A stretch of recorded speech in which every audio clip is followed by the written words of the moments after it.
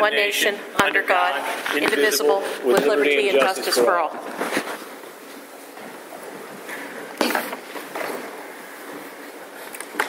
Okay, let me get a pen.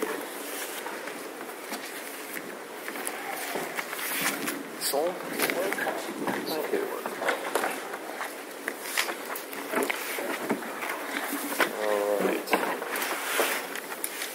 Yeah, I'm going to do a roll call real quick. This is just as an announcement, this is the budget workshop. We're going to be working on the budget here tonight and going through a couple different scenarios and sort of updating the public on where we are. And there won't be a whole lot of discussion with the public as we're going through this. This is really just a workshop. But at the end, we will afford the public an opportunity to approach the board and speak on what you've heard tonight and the discussion that we had herein. Okay? So having said that, I'm going to go through the roll call. And Tamara's here. Okay, we'll get started. Mr. Basil, present. Mrs. Bites? Present.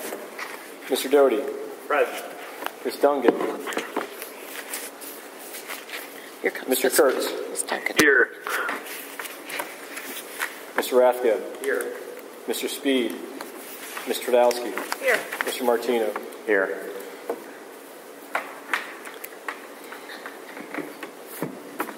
I'll wait 1 second for Ms. Dungan to come.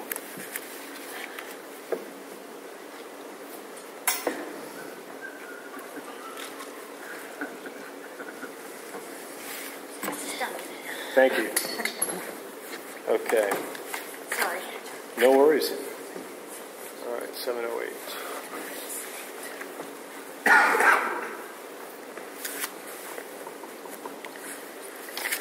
Okay. Mr. Boyer, Mr. Seldenbridge, my understanding is you guys wanted to start off with some kind of a presentation. So we will exit and sit down and watch what you guys have, and then we'll come back up and get started. I think I already covered the public person. Yeah, don't they get to speak twice? Or is that only at a board? Well, this is a workshop, so okay. We're going to just...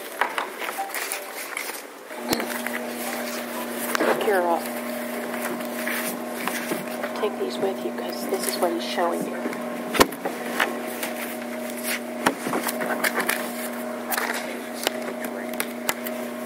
Just don't trip on stage left today. All right.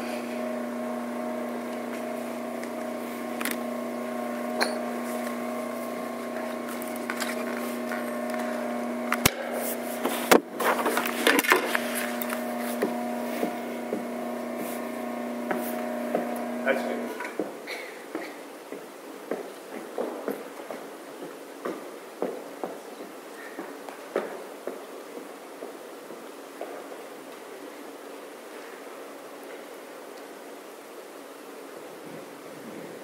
All right, well, thank you.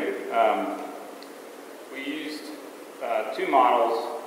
We used the PFM model that the school district purchased a couple years ago, and we'll start with that. And then we're going to go back to the model that we have been using, because the PFM model I think is great when you get further down the road and you can look at some excruciating details. But the problem with the PFM model is when you're making big decisions and looking at the big picture, it's kind of like driving an 18-wheeler down a very small alley. You just can't negotiate the turns fast enough. And so Mr. Boyer and I both spent time on that. I spent time on it in November. He spent time on it past 3 weeks. And it is just, in Mr. Boyer's terms, just too granular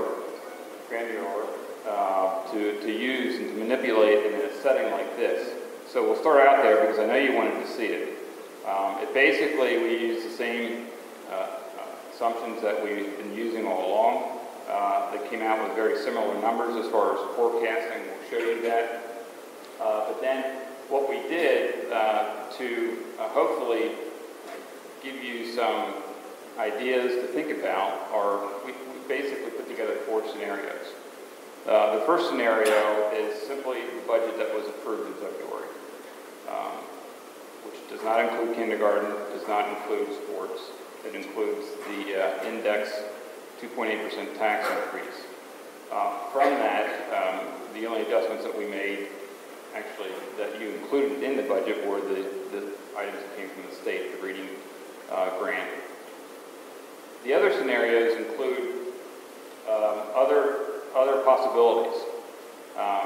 The one scenario includes you made a decision to look at Birdsboro. So Mr. Boyer and I went through and calculated the cost of the savings if Birdsboro was indeed closed next year. So you had that. We'll have that scenario for you. That produces a great deal amount of savings. We then met with the rest of the administrative team, talked about layout and structure and that type of thing, and came up with what we think to be some new ideas for you to consider.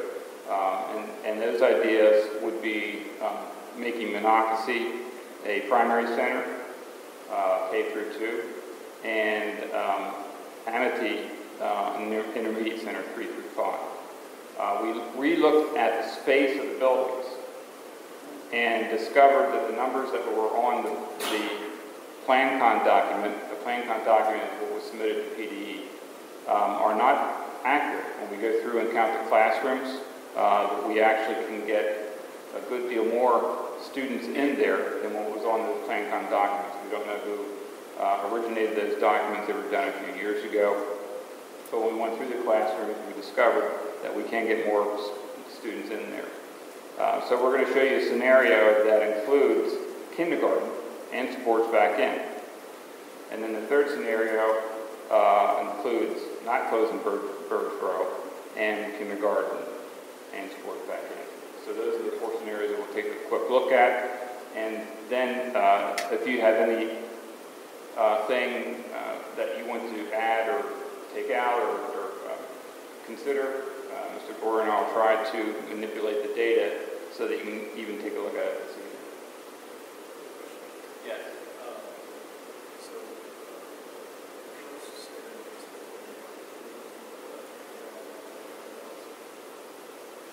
Well, with the additional revenue from the state, if I'm recalling correctly, we're not using anything out of the fund balance. Just the tax increase for the preliminary budget that we passed didn't include all of the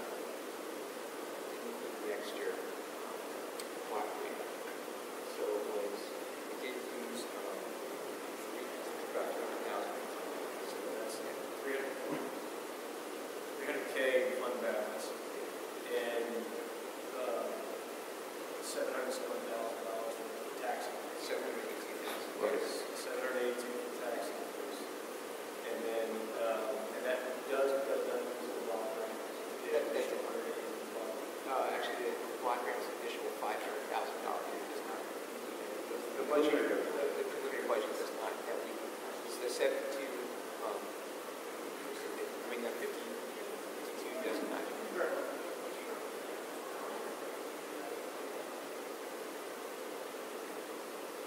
I'm just trying to get a sense of, because each scenario, the lever is going to change. Right. I just want to make sure I understand. Right. If we're starting at base 0 and that's preliminary budget, Right. That means the block grant is not included on raising taxes to the max on the Act 1, about 782, and we were using 300 and change fund balance. And there's no kindergarten and no schools. That's correct. Anything else?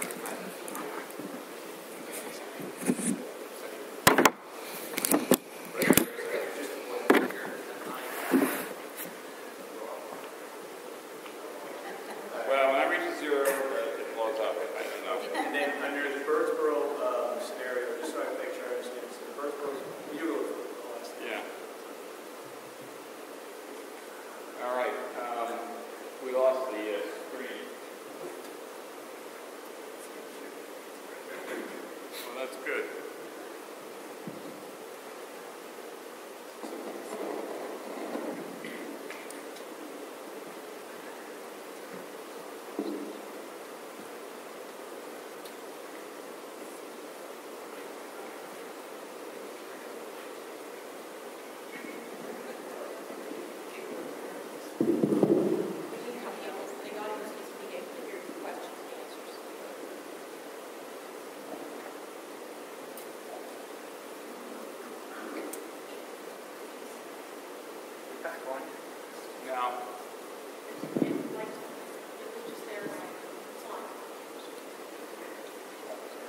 projector's on, it's just not showing up on the screen yet. Maybe it needs to warm up a little bit. And the phone's down.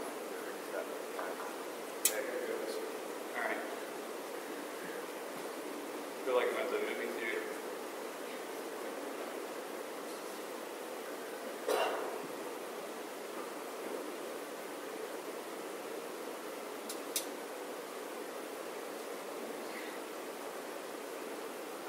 All right.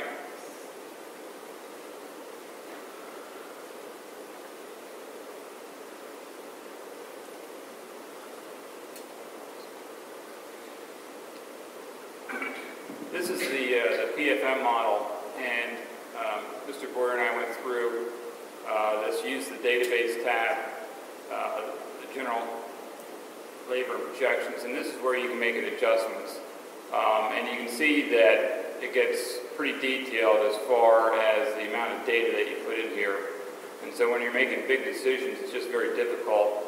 And as we work with the model, it actually requires work on this screen as well as the database screen as well. And so with the model, we did get it to reconcile so that it shows the preliminary budget that was adopted in February. You can see that the 2.8% tax increase is there. And then we believe that programs at this level can be sustained. And remember, I stated that the average Act 1 index is about 2.5%. And so we looked at trying to keep the tax increase in that neighborhood. And you can see that in 2014, 15, this is the end of the year, it calculated there's $52,731,100 that you approved as a preliminary budget. Revenues include the 2.8% tax increase, slight decline in you're using a little bit of the fund balance, but then you can see that you're able to pretty well keep the fund balance at a reasonable level and expenditures at a level. So this is sort of the big picture. It assumes very little assessed value growth. This is also based this is based pretty much on history and what we know of the future. This can change, but there's very little growth in the Indian Boone School District.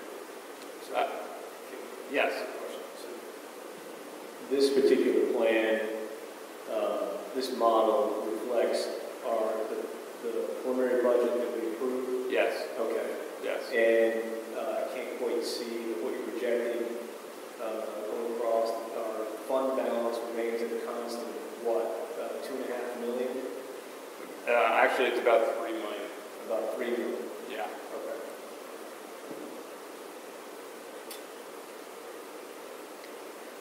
And then if we move over, get down into general fund, a little bit more detail. This is, again, if you go up here to the top, this is what's projected. This is the, again, you can see this tying in $52,737,100 using a little bit of fund balance, and then the beginning and ending fund balance. And then, of course, if you take this out into the future, again, you can see the fund balance hanging right around $3 million, which is pretty much at the 5% level. You have some years where you use a little bit of the fund balance, but again, this is using pretty much the same assumptions that we have been using as far as salary. We are projecting no increase in salary for the following year, 1% thereafter. It also includes attrition of staff, the declining enrollment.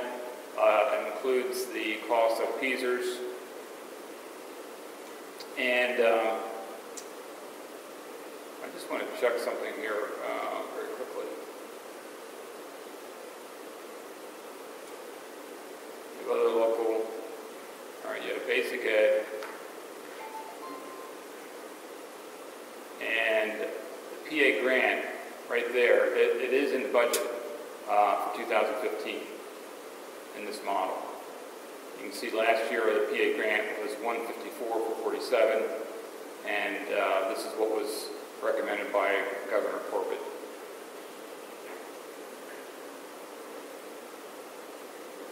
So you have total revenues of $52,713,000. And just to recap, the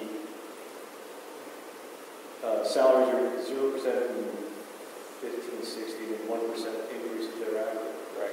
And the taxes are on that, around 2.5% Right. thereafter. Right. And is there any assumption in terms of declining enrollment in FTEs? Yes.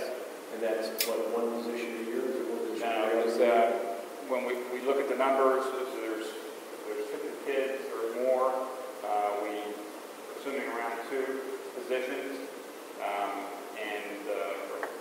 but that's, it gets tricky to figure that out because it depends where those kids fall. Right, I guess I'm just wondering in the mind, looking over the next 5 years, what was the assumption for FTEs? Same as what we've been using. You mean as far as staff? Yeah. Dropping a couple FTEs a year. 2 a year or 1 year? I just was curious. I'm sorry. I think it's 2 and then 1. So, Yeah, so in actually 15-16, 3 positions. In 16-17, 2 positions. And then down to 1 position in 18-19. 3-2-2-1. Correct. 3-2-2-1. Okay. All right, going to the model that is easier to put together scenarios, and again, we have this up here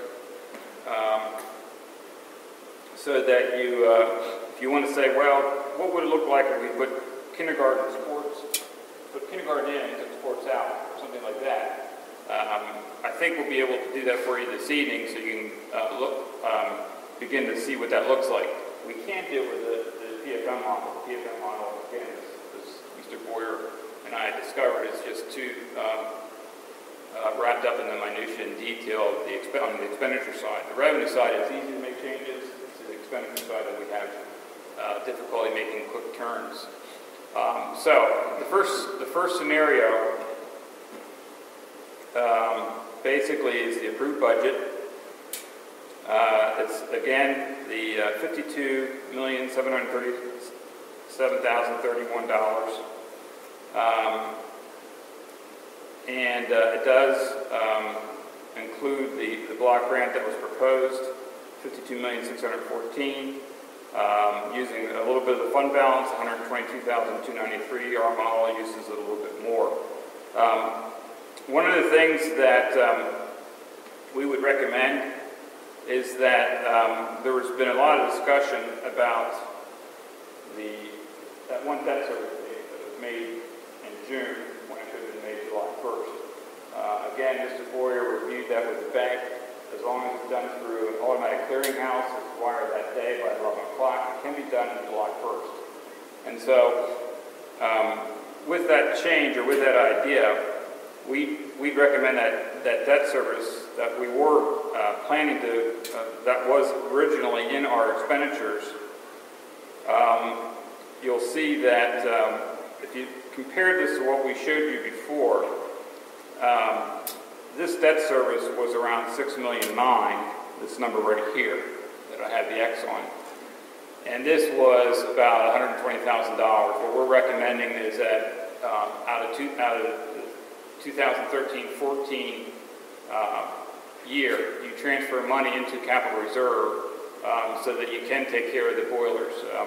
The more research we're doing on the boilers, conversations that Mr. Smith had with the borough, there's a high likelihood that if you don't take care of your heating plant, that they would not even permit an occupancy permit if the decision was made to close Birdsboro, and then you wanted to try to sell it to somebody else, they would not even grant an occupancy permit without a properly operating heating system.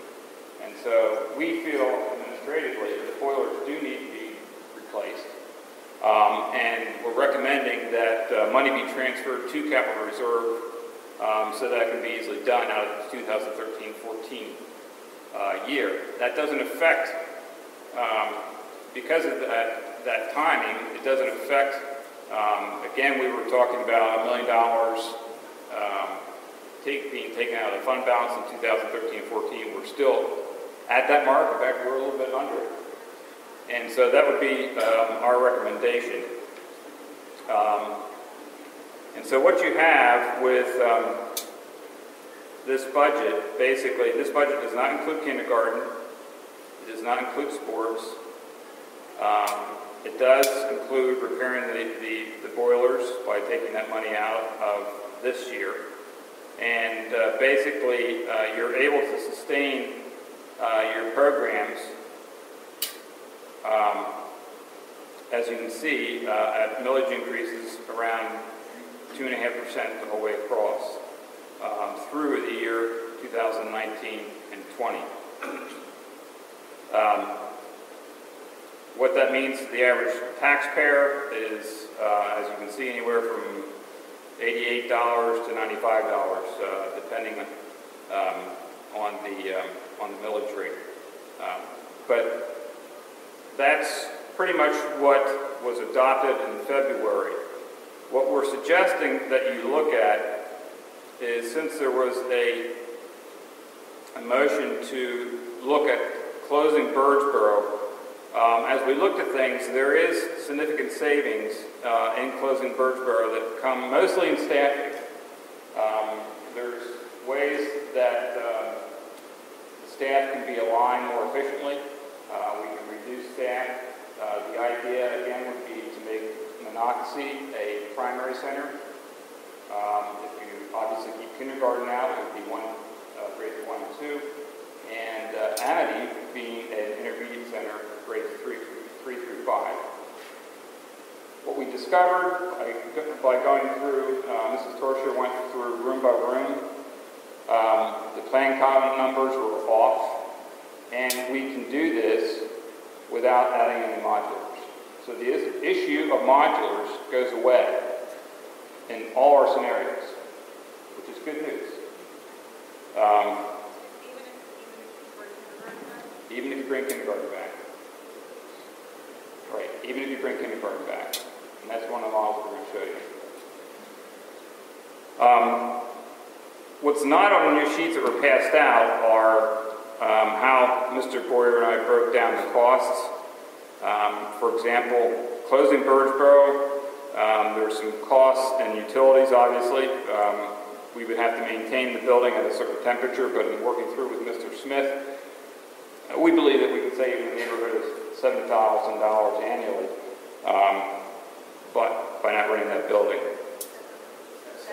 70. If you add up utilities and natural gas, you can still maintain that building, still keep it available for whatever use you may have for it in the future, whether you sell it, whether you decide to keep it for future use, this would be able to maintain the building, obviously at a lower temperature, but still at a temperature that would make sure that there isn't mold developing in the building, the pipes aren't cracking, that type of thing.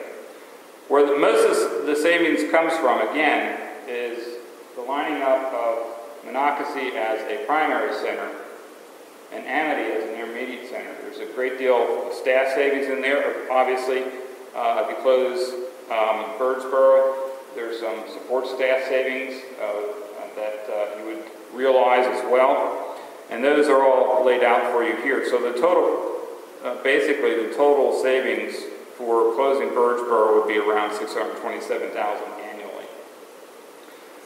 We also looked at our nursing staff, and this is separate. The nursing staff is separate, along with this the tech adjustment.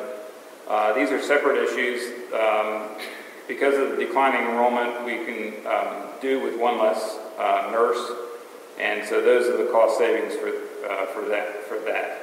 So with all those savings, you have basically almost $800,000 worth of savings through this process. And I know that there was talk about, well, a 0 mil increase, you can obtain a 0 mil increase and close Birdsboro, but you do not have kindergarten, you do not have sports.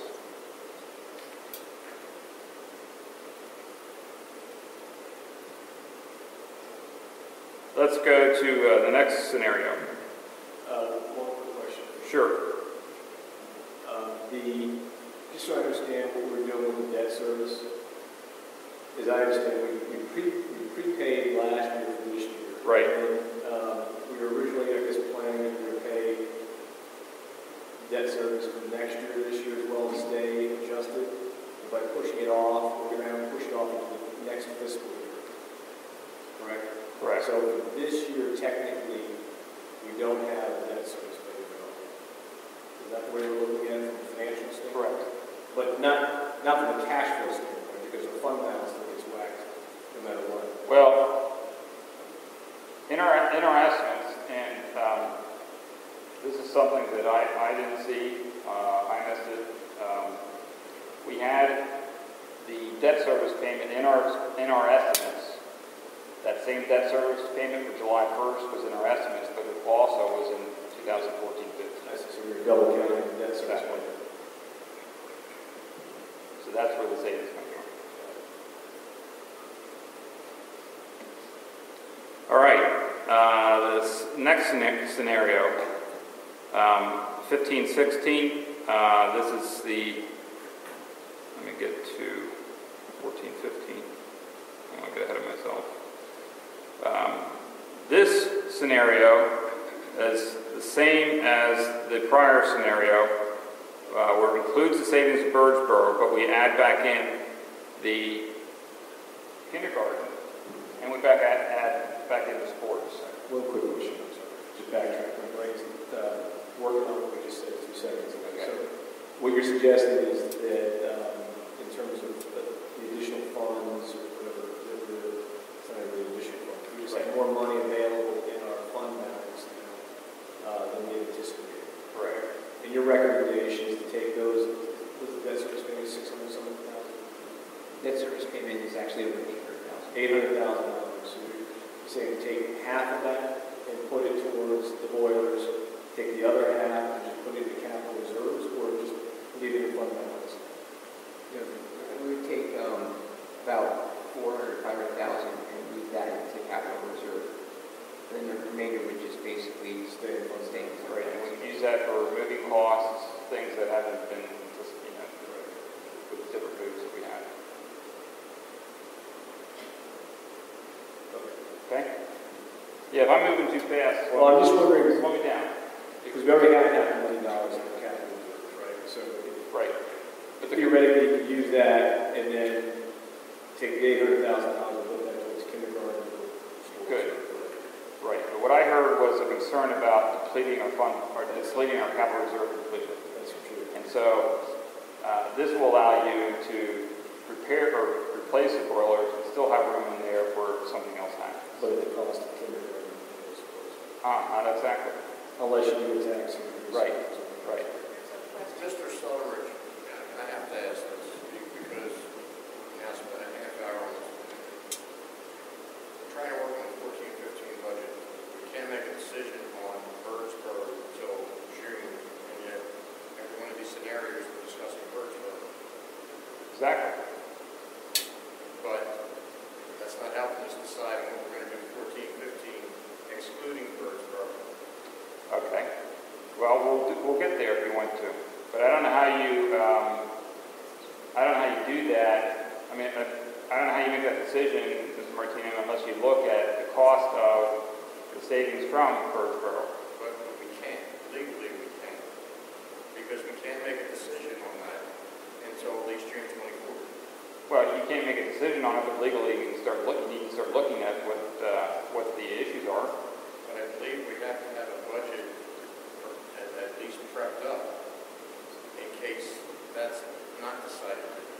Well, yeah, I think you can run two simultaneous. Well, that's what I'm doing. That's pretty suggestive. Like a with Birdsboro and without. I think we ought to focus on Birdsboro as it is. Right. Well, yeah, I mean, and but let's see what they have in terms of the current road equation, because you guys have done all the work for that, so let's see what we have. And then I would, correct me if I'm wrong, but we've already kind of seen the without road, right? Because what I've seen so far, there haven't really been any other additional changes in the budgetary numbers, minor ones, vis-a-vis what we'd already discussed in February, correct? Well, I guess here's the issue, and Mrs. Torture or Dr. Sanger can correct me if I'm wrong. If you want to look towards making Monocacy, if you want to look towards that savings, because most of the savings that I'm talking about with the Birdsboro situation is making Monocacy a primary center and Amity a intermediate center. And to do that, for them to have the time to do that, to redistrict, we're going to have some guidance now. So that decision maybe is going to have to be made independent of the Birdsboro decision, but in essence, you're sort of going to catch 22 because if you're going to do that, they're going to need to start planning that very soon. And the decision on Birdsboro legally can't be made until June. So you're sort of going to catch 22. You sort of have to look at it. You sort of got to plan for it. And ready to go, and we execute it. So we have to talk about it. I don't see any way around it. That makes sense. Okay.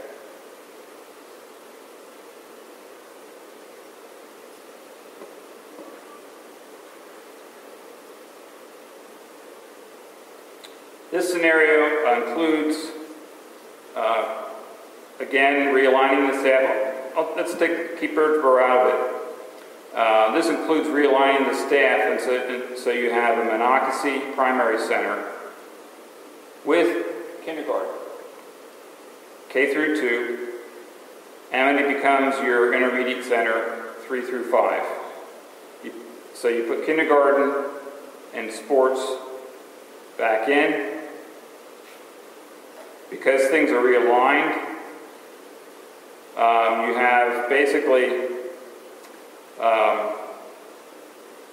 a cost for kindergarten is the net cost is around $391,000. The cost for sports $415,000. The realignment will ignore what's there. The realignment of elementary program of K2 and 3-5. Reduction of the nurse, the tech. Basically, these wash each other out, and so you are left with a budget where you can put kindergarten and sports back in at a lesser tax rate than what you approved. You approved the tax rate of 2.8%. You can put kindergarten back in, you can put sports back in, and you can do it at a 2.5% tax rate. That's less than the index. And that does mean realignment. Do any of these scenarios include the $330,000 we allocated from the SWAT fund? No. Okay.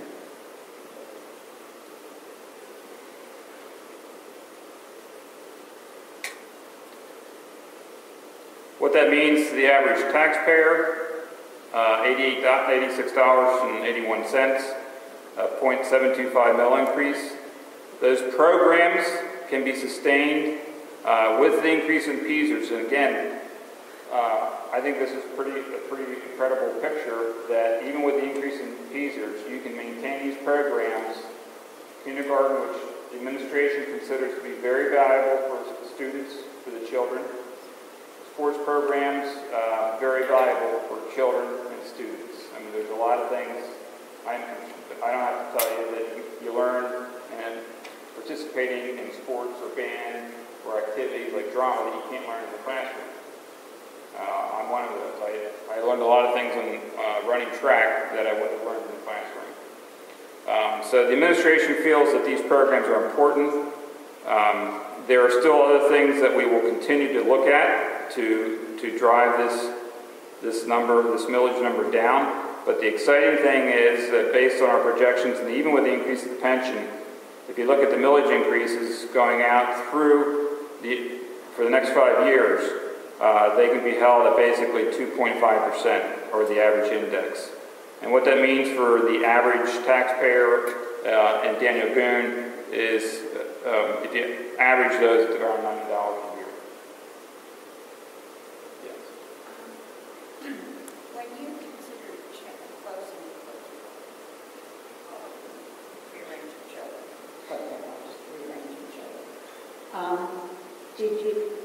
are there changes in our state subsidies? Not that I'm aware of, no. Do we get subsidies for buses? Yes. Do we get subsidies for the buses that are now going to first? Yes. We do. Yes. I hope we do for some. Well, for Because they don't travel far enough. I don't think that's true. The calculations for transportation are probably the most complex formula that you can imagine. Each bus, they take the miles with and the miles without students. They take the age of the bus, they take the number of kids that are enrolled in the bus, they then take that times an index, they then multiply that times another factor, they then take off depreciation, and that's what drives your subsidy. Oh, and then there's another little caveat. They take a $500,000 of your market value, and they say anything in excess of that, you get additional subsidy. It's very complex. And so for somebody just to say, well, the buses going to Birdsboro aren't covered is not true, because it goes by individual buses, and then all these other factors come into play. So in essence, to answer your question, they are covered. The only thing that you need to be careful of is they do make designations between hazardous routes and non-hazardous routes. So if you have roads around your building that children can walk, the sidewalks, supposedly the state encourages you to allow those children to walk. And so there are things in that formula that encourage you to allow those children to walk, but it doesn't mean that they're not necessarily not covered at all. Okay? You bet. All right. And then the last scenario, if you don't realign, if you don't make the realignment, you keep things the way they are elementary-wise, you throw kindergarten and sports back in. So what you have down here is additional costs for kindergarten and sports. You would need to go not only to the index, but you would have to apply your exception. And so your millage would be 1.15. Cost to the taxpayer $137.70. And that would be hard to maintain. If you look at your millage increases, they're all higher, 3.9, 2.9, 2.9. You can squeeze them down to 2.5, but then, you're finally getting down to just the index. But that is the most difficult scenario to sustain and maintain, and that's the extreme. So that pretty much concludes our official presentation. I think Mr. Boyer also has some detail if you want to look at that as far as the specific line items. How do we get to those costs for salaries and benefits? If you want to drill down that far, I can pull up a spreadsheet and Mr. Boyer can go over that. But I'll leave it to the pleasure of the board as to what you want to. If there's anything here that you want to see, we'll try to put that scenario together for you.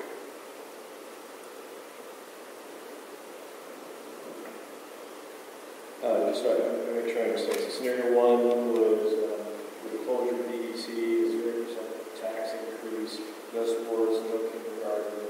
We maintain a $3.5 million fund balance. The other assumptions remain pretty much constant. Salaries and benefits for salaries, 0 increase in year 15, 16, 1% thereafter. We're probably looking at 2.5% increases in taxes after the first year of a 0 use tax. Okay, and then FTEs decline at 6%.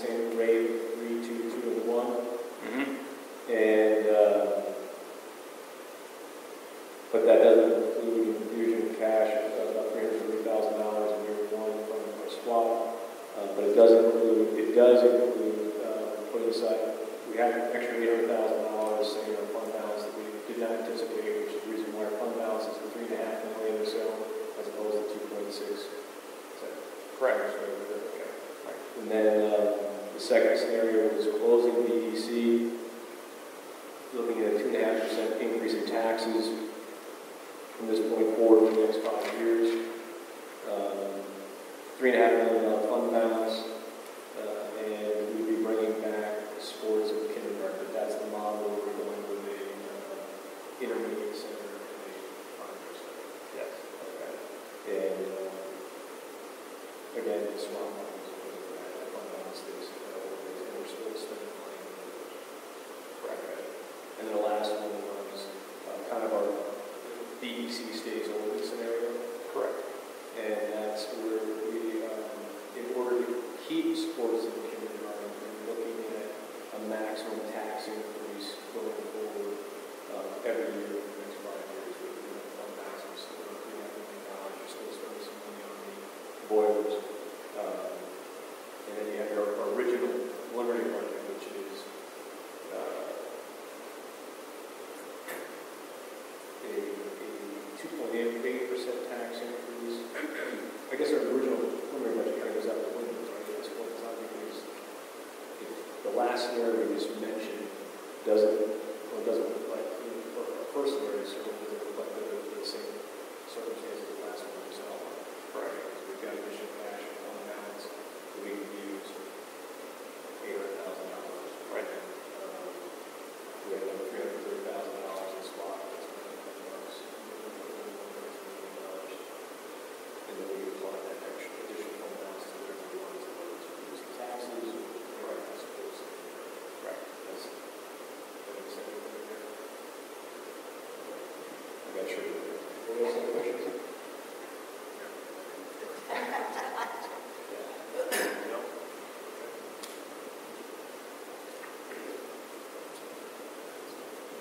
The preliminary budget kind of doubled debt service of $800,000. That's correct.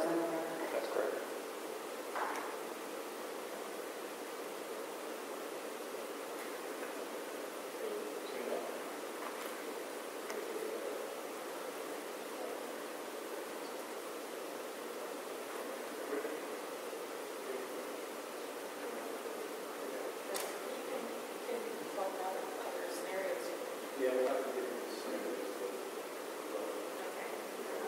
Yeah, I can leave that up. Sure.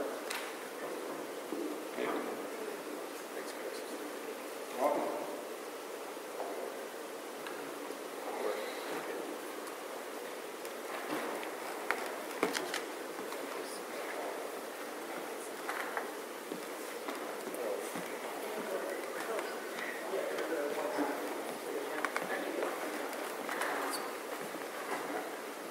That rates up like a little bit. Yeah, it's the same thing. So, Brian, Can you raise it up, maybe just so you can see the bottom line? Maybe raise it up a foot.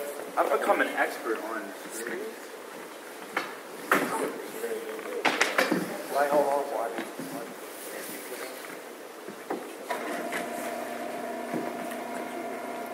that's good right about there. Good? Yep. Excuse me. Sure. You go that way. I go this way. That's a tree.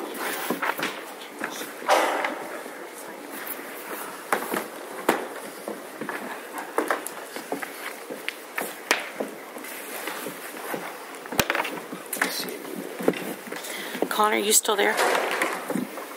Yo. Yes, I am. Okay. Yes. Just checking.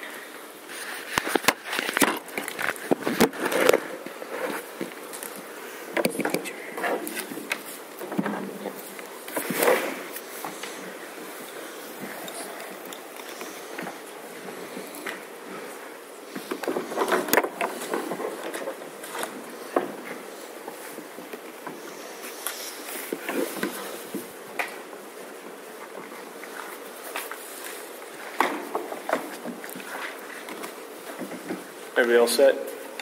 Okay, so I guess what's going through my mind right now, from what we've heard, is if we look at essentially two different scenarios, one with BEC, one without BEC, and start with that. and perhaps we start with one where BEC stays open, and we're looking at the funds that we have available to us to balance the budget, and how that relates to kindergarten and sports, since those are really the two big decisions that we need to make tonight. And I don't know whether Mr. Selmeridge and Mr. Boyer, you guys can do this on the fly or not, so we can get a sense.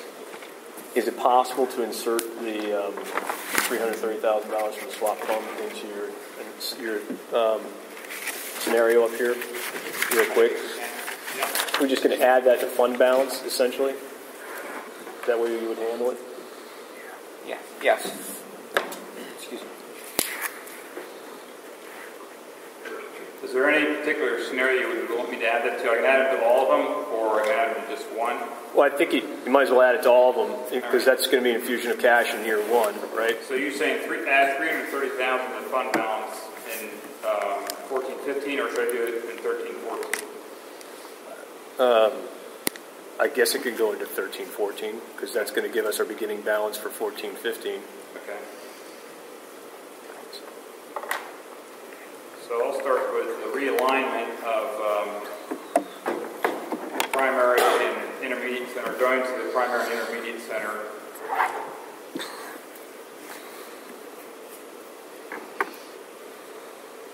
So I guess my first question is going to be, what would you anticipate our beginning fund balance to be, or ending fund balance to be for 13-14, with the 330 and where we are today with our current budget?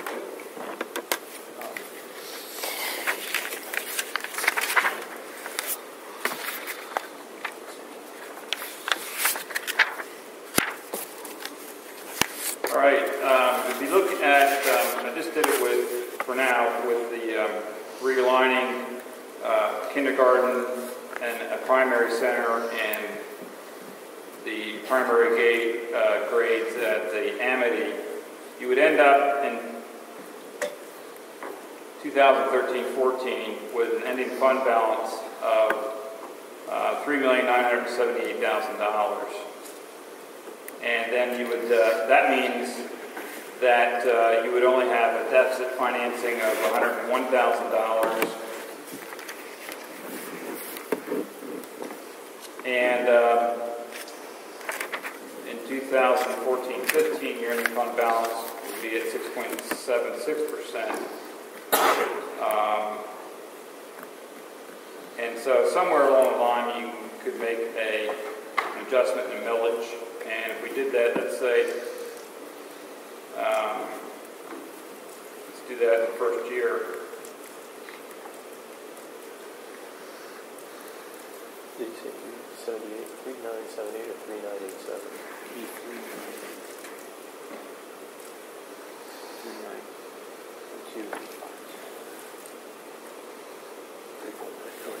330,000, correct?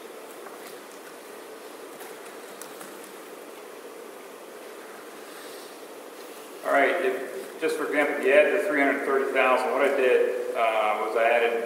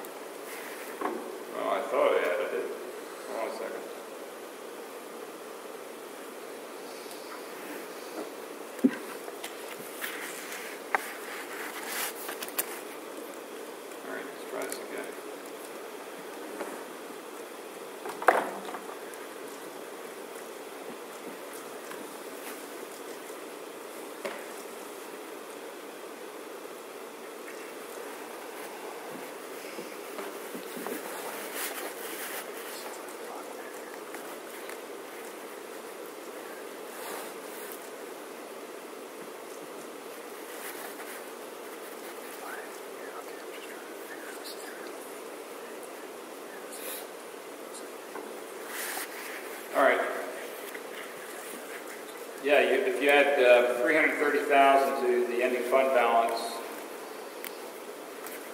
for this year, then your ending fund balance with the scenario where you're realigning elementary grades to a primary and intermediate center, and you add kindergarten and sports back in, you'd end up with a fund balance of 7.47, and it looks like you could lower your tax rate to 0.6 mils, or just a hair over 2%. Could you say that again one more time? If you add the $330,000, to the end of the fund balance for 2013-14, you could get, in essence, you could get by with a tax increase of 0.6. And that's with the scenario of realigning the elementary grades and adding kindergarten and sports back into the program. But that's still closing BEC, right? Yeah. That's that realignment scenario. I just want to make sure I got all the In factors. essence, yes. Okay. Okay. Quick question for you, Mark. So it's a 0.6 mil tax increase, which is the equivalent of how much in dollars? About $71 per taxpayer. A year? Right. Yes. Okay. This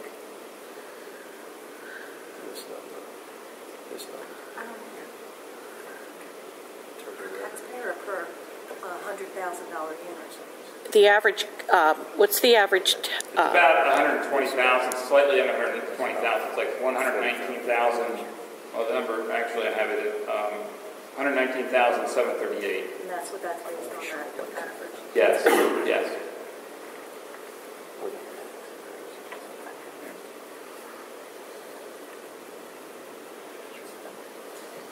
And Mr. Boyer, do you concur? Sorry, I was asking him a separate question. I added 330,000 to the fund balance for 2013-14. I took the tax rate down to 0.6. If you do the same thing, if you just confirm that I'm doing that correctly. Yes, Okay. that's correct.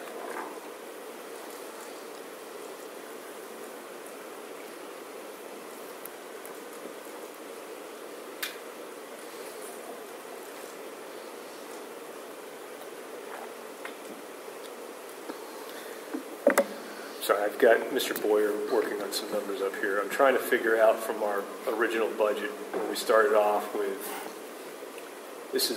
I'm just trying to get to a baseline in my head here. Right.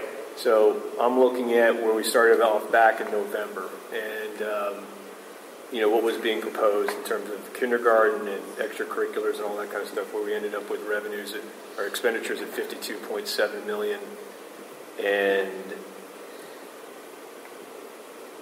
with this latest scenario of the accountability grant being added to it, I have revenues of around $52.5 million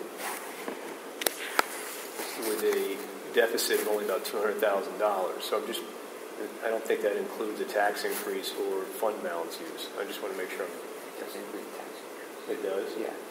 Where is that in the...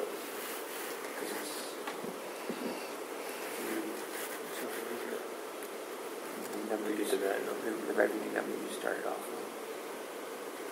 That's this one right here. Yeah. The 52,437 was our original revenue number. That includes That the includes tax the increase. 2.8%. Okay. You subtract that off. You're looking at a fund balance use of 113,000. So if you take out the fund balance, the tax increase, you're now looking at a use of fund balance of 113,000, which doesn't include transfer of the 330,000 from the swap fund. Tax increase is what, $787,000 That's correct. revenue. So I'm looking at $1 million deficit without the tax increase. No. Well, we got the accountability block grant. We're adding that, and the swap is about almost $900,000. Yeah.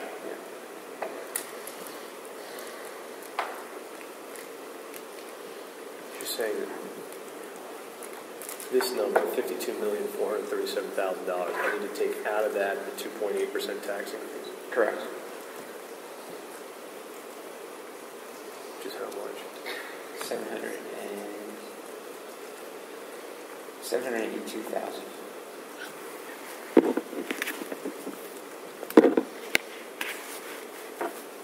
It's not not $1 million deficit. Without using any fund balance. What's fund balance included in that 52.4 number also? It's also including that 52.4.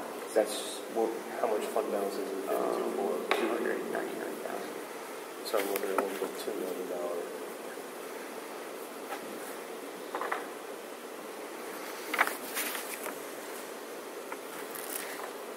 Okay, $1.3 million deficit.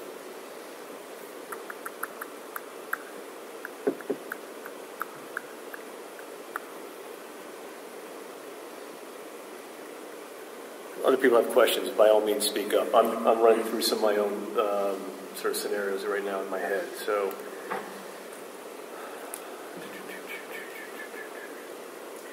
okay, so, what is that? Spreadsheet. It has a spreadsheet there.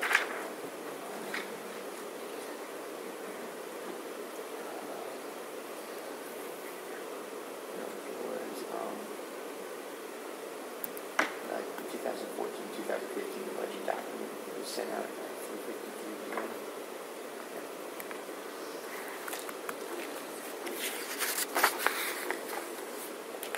This does not include the swap. Yeah. I'm using 300, so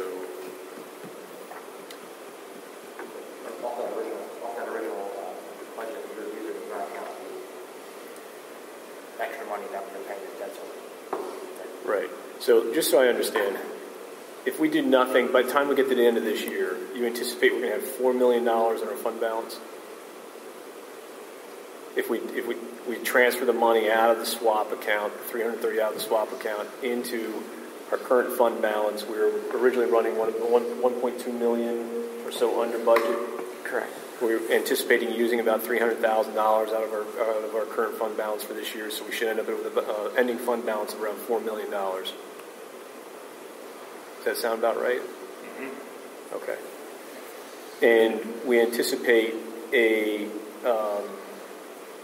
deficit if we had no tax increase and no use of fund balance, and we would eliminate sports and kindergarten, you'd be looking at a $1.2 million, almost $1.3 million deficit that need to be covered. I'm going to do this a little differently. I'm going to...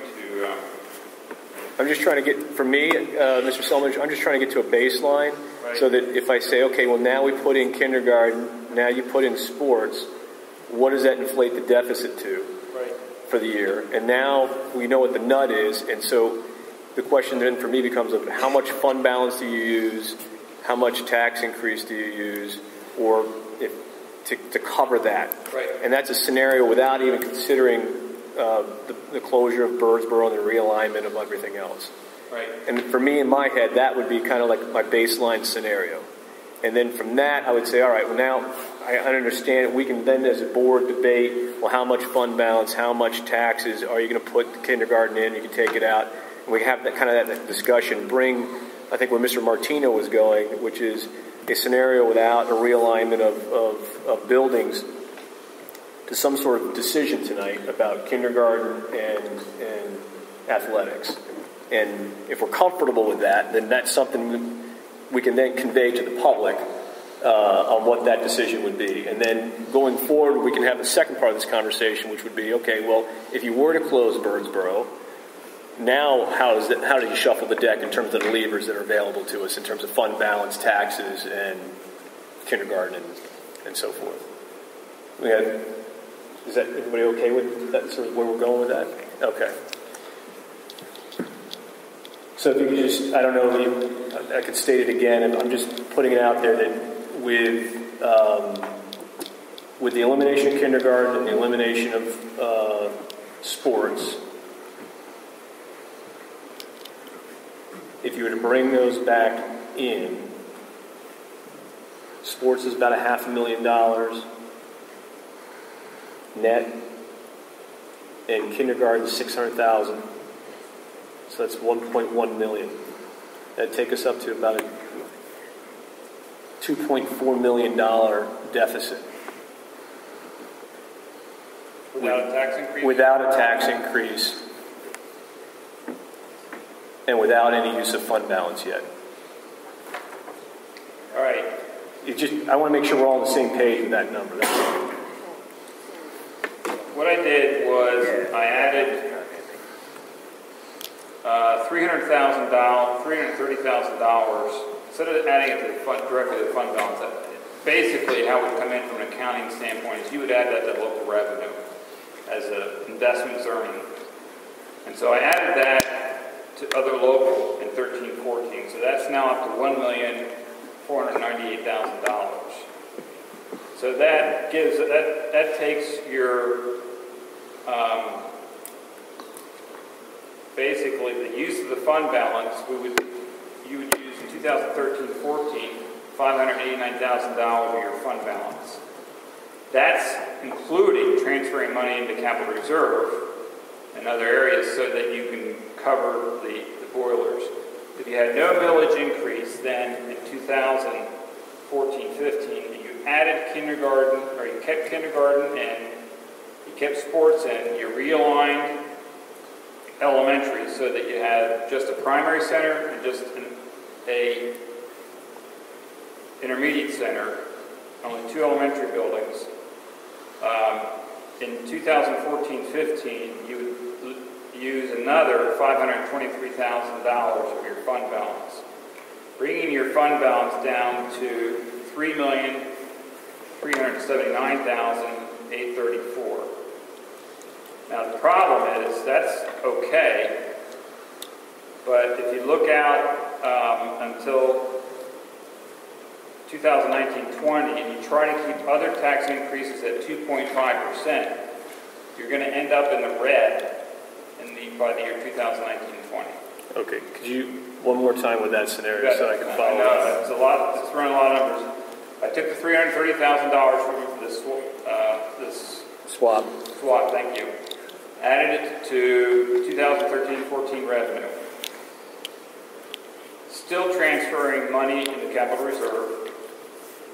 $800,000. $800,000 leaves you expenditures over revenue $523,000. I'm sorry, wrong year. $589,359. No tax increase. That's we're in the hole, almost 600 there. Yeah, exactly. 14-15. No tax increase. Kindergarten, sports. I'm sorry. One thing. So you're saying that we'd end up using $600,000 out of a $4 million fund balance? Yes. So we'd be down at about $3.4 million with a starting fund balance for 14-15. Correct. Okay. Yeah. And then without a tax increase, your ending fund balance for 2014-15 would be $3,379,834. 3 million. Say it again. $3,379,834. And that's 6.38% of expenditures. That's still a very healthy fund balance. And that's with or without kindergarten and... That's with kindergarten in, and that's with sports in. Okay. And that's with realignment. And that's with realignment. Okay, that's got to be... Right. Now, the only thing you need to be aware of as a board is that then the 2.5% tax increase based on our assumptions. And again, looking 5 years down the road is pretty far, I grant you. But again, under Act 1, you sort of have to do that because you're locked in. You end up in the red by 2019-20. So somewhere along How much in the red? Pardon me? How much? $575,554. So if we were to use $100,000 a year more out of fund balance every year, we'd be at zero by the time we get to that point. We'd still have a $3 million fund balance, but we would not have gone into the red. Right. And then after that, we'd go into the red, or does it change because of the P's, or our model doesn't go out past that? The model goes out to where Peasers is only going up 4.5%, but that's sort of at the top of the wave. Yeah. So then it begins to level off. But my concern for you is that each year you're going to be, with just 2.5% tax increase, you're going to be taking out a fund balance. Well, let me just give you the numbers. You'll be in year.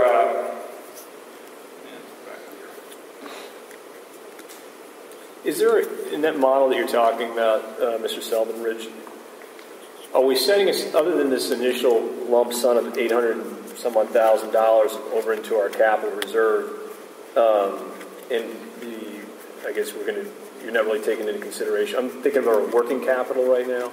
You have about $500,000 in reserves to start. Going forward in the model, we're still not setting any additional funds aside into our capital funds, our capital reserve. Correct. Not going forward. So you just have the 1.3 million, and that's going to carry you through for the next 5 years. Yes. Okay. Yeah, because each year you're looking at deficit spending. Every year you'll deficit spend. You just won't be able to catch up. In 15-16, it's 800,000. 16-17, it's 900,000. The following year, it's 600,000 and 800,000. And then the last year, it's $1 million. And so that's why you have to look ahead, because you get too far behind, in 1 year you're going to really slam taxpayers. And my philosophy has always been, it's better to hit them a little bit each year rather than try to hold off and then have a huge increase 1 year. But that's just me.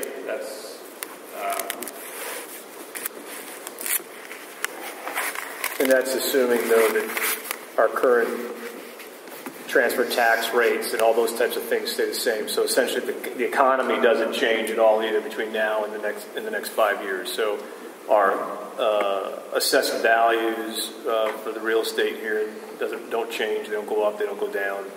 And yeah, 0.02, which is what you've been going up the past 5 years. Right. Actually, I think they went down a little bit. Yeah, they actually did. They actually did go down. What it does assume is over the next 5 years is 1% window tax increase, and then that goes to 2. You okay? Yeah, was it? Did I trick you out? Can you just repeat that? Wage income 1%, and then 2. Transfer tax, it assumes increased activity of 2%. Other local increased activity of 3%. Basic instructional subsidy, what we're assuming is that the current administration's model is to steer that money towards grants. So the grants are going up. We're assuming the grants will go up 2%, the big block grant. The basic instructional subsidy will stay the same. Special ed will go up 2% a year. Transportation 3%. Again, that's based on that complicated subsidy. And of course, the retirement subsidy will go up with the cost of the pension system. Debt's tied in. That's easy to predict. And so those are the base assumptions going forward. Okay. Okay. All right. So.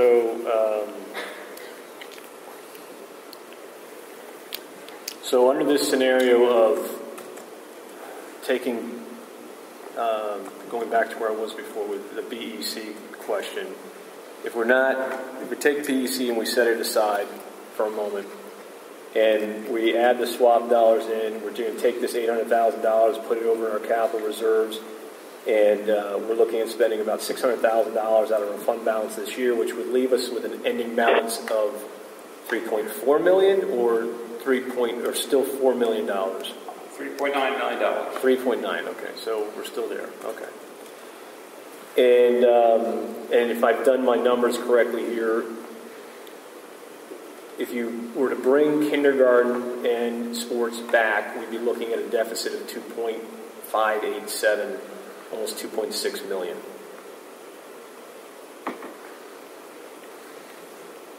For 14-15? For 14-15. So, well, let me make sure. just if I'm looking at my expenses and I'm looking at my revenues, and with zero tax increase,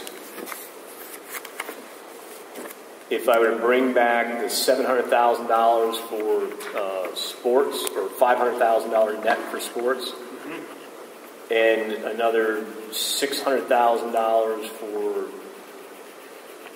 kindergarten. Okay. Did I miss something? Maybe I missed the revenues. Wait a minute. 24 minus 25. They projected a deficit of 1.9 million. You project a bigger deficit? No, if we bring back kindergarten, athletics. Not 2.5. I get 1.9. I don't think I added the revenue back in. Hold on 1 second.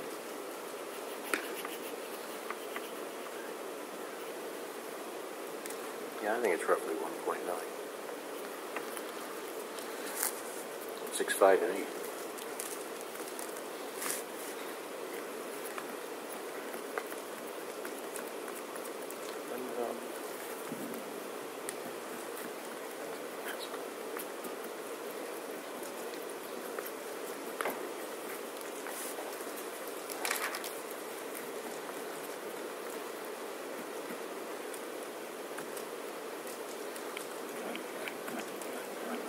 I went down 2.3 million, 2.4 million.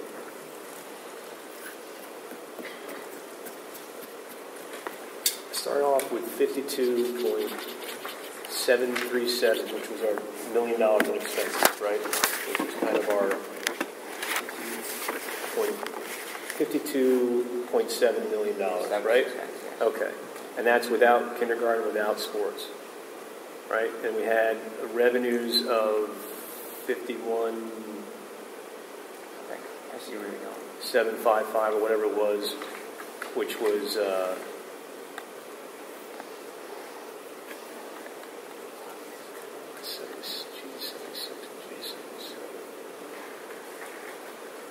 so I ended up with revenues about 51.7.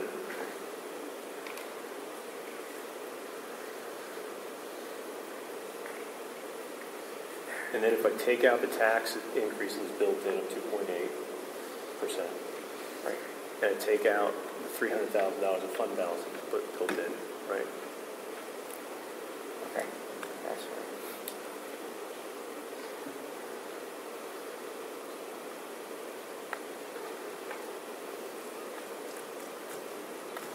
What do you get? 2.25 million.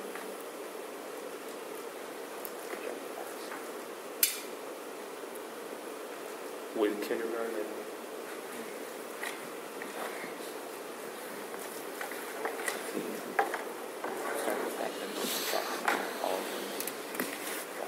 realignment issues. oh, so you get the realignment in there? You know, like at the end. Okay. So you ended at 52. I started with 52.7 in expenses, right? Because that doesn't change. Yeah, we're right? about 100,000. I didn't include the school nurse. Yeah, I have it. Do you have that in there? Okay, so I'll go with your numbers. You have and that's a deficit with kindergarten. Yep. Okay, so $2.3 million deficit with kindergarten, with athletics, zero fund balance, zero tax increase, with a $3.9 million fund balance to work with. Did I sum it up correctly? Yeah. You guys all have that? I hear you. Okay, I don't know if anybody wants to write this stuff down. All right, so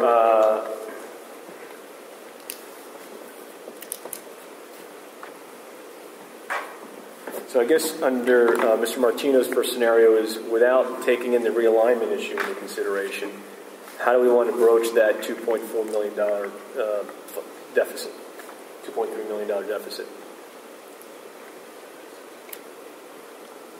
You got $3.9 million of fund balance to use to start, and you have a tax increase that you can use as well.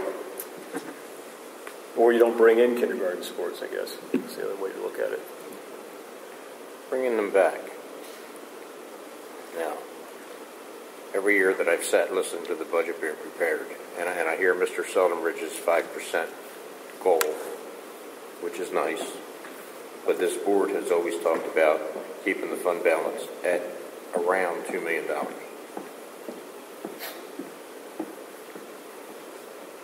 And if we did that this year, it sounds like that's the major part of the deficit you're talking about under that scenario. You still have about $500,000. Yeah, I'm saying that's the major part, using that scenario. I'll throw this out, and I'm sure it won't be popular, but I'll throw it out. My personal opinion, I don't have a major concern raising taxes. I think the last few years, the budget's been balancing on the backs of the students at a detriment to the students in an effort to not raise taxes. I don't even have an issue raising the taxes, the exemption for the pension. I think the pension is what the pension is, and the reason we can raise an exemption is because the cost of the pension is what it is. And my personal opinion is the only way that the legislature is going to eventually do something about the pensions is if the taxpayers get enraged enough to force them to do it. So, like I said, it's probably not the popular opinion, but I'm okay with raising some taxes. So you're okay with enraging taxpayers, is what you just said, correct? How does reform get done? I mean, we've been fighting for reform at the state level for years. I don't. How far do you cut for the kids? I mean, how far do you cut their education? We're here for the kids. I mean, the teachers are supposed to be here for the kids. The board's supposed to be here for the kids. It's not been about the kids, I don't think. And honestly, this might not be popular either. The school code says we're responsible to the children. It says we're responsible to education. It doesn't say anywhere in the school code that a school director is responsible to the taxpayers. I know we are, and I know we have to look at that, but our job is actually to look out for the education. So, my 2 cents. I have an idea too. I just wanted to vent, and I don't know if this is proper circumstance. What about bringing back sports, but at a budget? I know some other schools do that. Like they actually physically budget, say, $250,000 instead of the full, $600 it cost us, and then you partner with the community, the boosters and everything to fund the difference. I think we're doing that. I think that's what's here. And we're bringing back sports, but it's going to pay for some coaches. It's basically high school, and I know that we are still counting on our boosters for uniforms and things. I mean, there's still quite a bit that the boosters are. The athletic budget that you see right here is essentially the coaching salaries, their Social Security that we pay, the PESers, it's security, it's transportation, and there's about, I believe, we were running the numbers today, about $900 to $1,000 of supplies. So the majority that you see here is essentially paying the coaches. Do we have some sense of what the total sports program costs, including the boosters' expenses? Are they paying about the same amount? As soon as we get put together that form, okay, and then get the information back from the boosters, we'll be able to tell how much the boosters actually contribute and what they're contributing towards. Okay. So it's not germane to this discussion. But if I understand this correctly, the bringing back the sports at the cost of $500,000 is bringing it back at the cost same as it was last year. It's not getting additional funds. No. Well, the only additional funds that they would get are contractual. Yeah. The coaches are in the union contract. So whatever is in the union contract for their increase, their step increase, they would also get.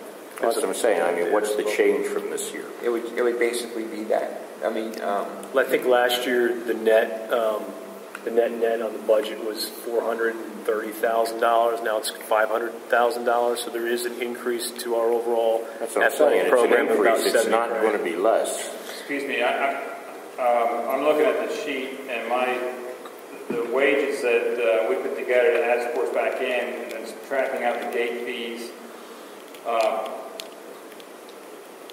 And there were some unemployment costs that we put in there because if you lay off coaches, there's unemployment costs. But the net is $415,000.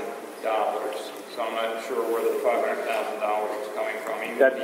That was coming out of my mouth because I was looking at elimination of about $700,000 and then gate receipts and activity fees of around $195. Yeah. So it was a net ballparking around $500. That's okay. If you look at the tab that says add kindergarten sports, and you go down below, you can see the total down there. Now, the only thing that you could argue is that, well, the unemployment costs, we subtract that. That was in the budget because we were thinking, okay, those people are going to be laid off. Now they're not going to be laid off. So you could say the net cost is around $450,000. But in essence, the total adjustment when you take those costs back out is $415,000. I don't know if you can see that. It's Excel fee P67. Yeah, Mark just showed me. Okay. So even though we're funding athletics, we're funding it minimally because the cost of athletics is 3 times that much, 4 times that much. We didn't build any equipment, fields, anything. So the boosters are supporting a lot of this. We are just putting in the amount it costs for transportation and salaries of coaches. Yeah, but in my mind, that's confusing the issue because it's the same thing as we funded last year. Is that correct? Yeah, it's not any better. So well, that's what I'm saying. Yeah. So if I heard your question correctly, it was like partnering with the boosters for them to contribute, but it's still the same cost as last year. If I'm looking at the numbers that Mark just showed me, which were, I guess, on one of these tabs, I don't have the spreadsheet open, it says the athletic extracurricular net cost is $411,162. And the kindergarten net cost is $570,219. So that's roughly $981,000. So if we're looking to bring both of those things back, it's a little bit less than $1 million. And we're sitting on a $4 million fund balance. Now, I mean, to make life simple, and particularly for members of the audience out there, I mean, I've sat on a couple of boards here where we've been willing to spend our fund balance down to a number less than $2 million in the past. Mr. Selman Ridge would not recommend we do that, but even if you were to say we're going to take $1 million out or $981,000 out and fund kindergarten and sports, we can continue to work on it to bring the number down further somehow. But you're still sitting on a $3 million fund balance, and we've solved the kindergarten and yeah, I think we need to move forward on that issue tonight. So let's just. We solved the kindergarten and the athletic issue, an extracurricular issue that allows the public to register their kids and do all those other types of things that they want to do. It's not a long-term solution because we didn't talk about a tax increase yet. This is a one-year solution, but we have to then move on for 15, 16, 16, 17, 17, 18 with how do we pay for that $1 million going forward, right? Which is your point is you need to raise taxes to do that or the money's got to come from someplace else. I think we also need to get out there, though, is assume that putting the kindergarten sports back in, we're assuming that we're not having midday transportation. Yeah, I mean, I think we point out a couple other things. Parents know that. There's still a lot of things on the block. Midday transportation's out, basic skills is out, encore classes are out, elementary band is out. I mean, there's a lot of other stuff that we're not bringing back in. Parents planning for kindergarten right now, there is no midday transportation. Well, and we're prepared to communicate that to the parents as they register. If that's the wish of the board, that's what we'll have our principals communicate to the parents. I'm a parent, I'd rather know it now, and if it comes back into play. It's a bonus. but they're going to be registering within the next 2 weeks. So if that takes place, we direct our principals to make sure that the new parents will know there won't be midday pickup and there will not be daycare drop-off. So they won't get, okay, so they won't, all right. So the morning kids will have to have somebody pick them up, and the afternoon kids will have to have somebody drop them off. Correct. Where did that was in What's that, Brian? That was in the preliminary budget that way. Correct. Right, that was, what was that cost again? about $138,000. Midday bus run. Yeah. So now that $1 million I was talking about includes the midday bus run. It does or doesn't? It does. Includes what? Putting it back in? It includes putting the midday bus run back in. Okay. So if you're going to take $1 million out of fund balance, that includes the midday bus run. It's another, what is it, 3 million, 400. It's about $180,000 for the midday bus run.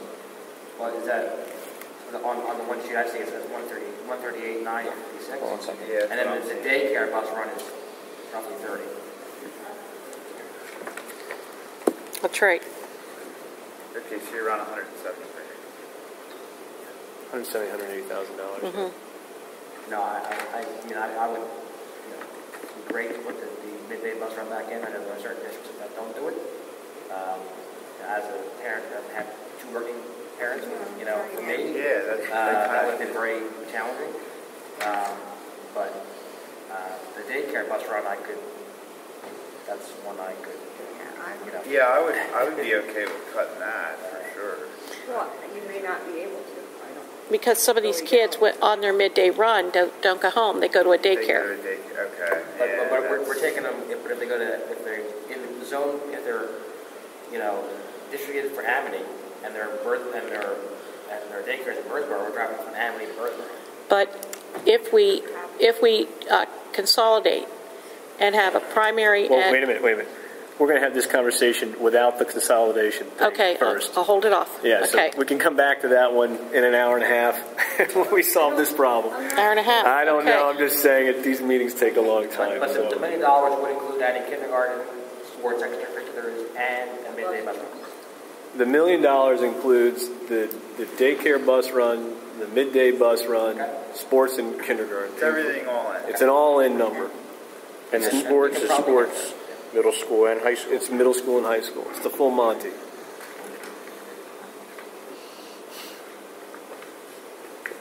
I mean, I don't have a problem putting $1 million out of fund balance as a placeholder to cover that, and for the time being. And we can still talk about pulling daycare bus out or mid-bus run out and those types of things as we get into a discussion later on taxes and Or no, you think we should be clear? I would rather say no midday bus run and add it back in. Because if parents are registering their kids based on there being transportation midday, and then you pull it, like I'd rather go on, if there's a possibility you might pull it, I'd rather go if you're not having it.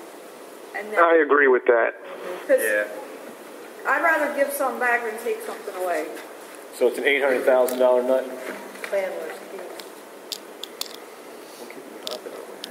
Trying to go, It's doing a good job. Because I'm thinking, I don't know, and maybe there's local daycares that will say, hey, they're not doing daycare or they're not busing midday. We'll get a van and we'll do the and then it's But if you go under the assumption that there's going to be midday bus run and then in April or May we say there isn't, that's a lot of scrambling. Well, can I ask the question, Dr. Sanker? Why would you provide an end-of-the-day bus run as opposed to a middle-day drop-off bus run? Because if I'm a parent and I'm working, it's a lot easier for me to somehow figure out a way for my kid to get on a bus. Because the bus is already going. It's going that way. It has grades 1 to 5 on it. All right, sorry. Okay. No, because I agree. I agree. I mean, it's easier to get them in the morning, get them there, or pick even the smartest guys sometimes condescend.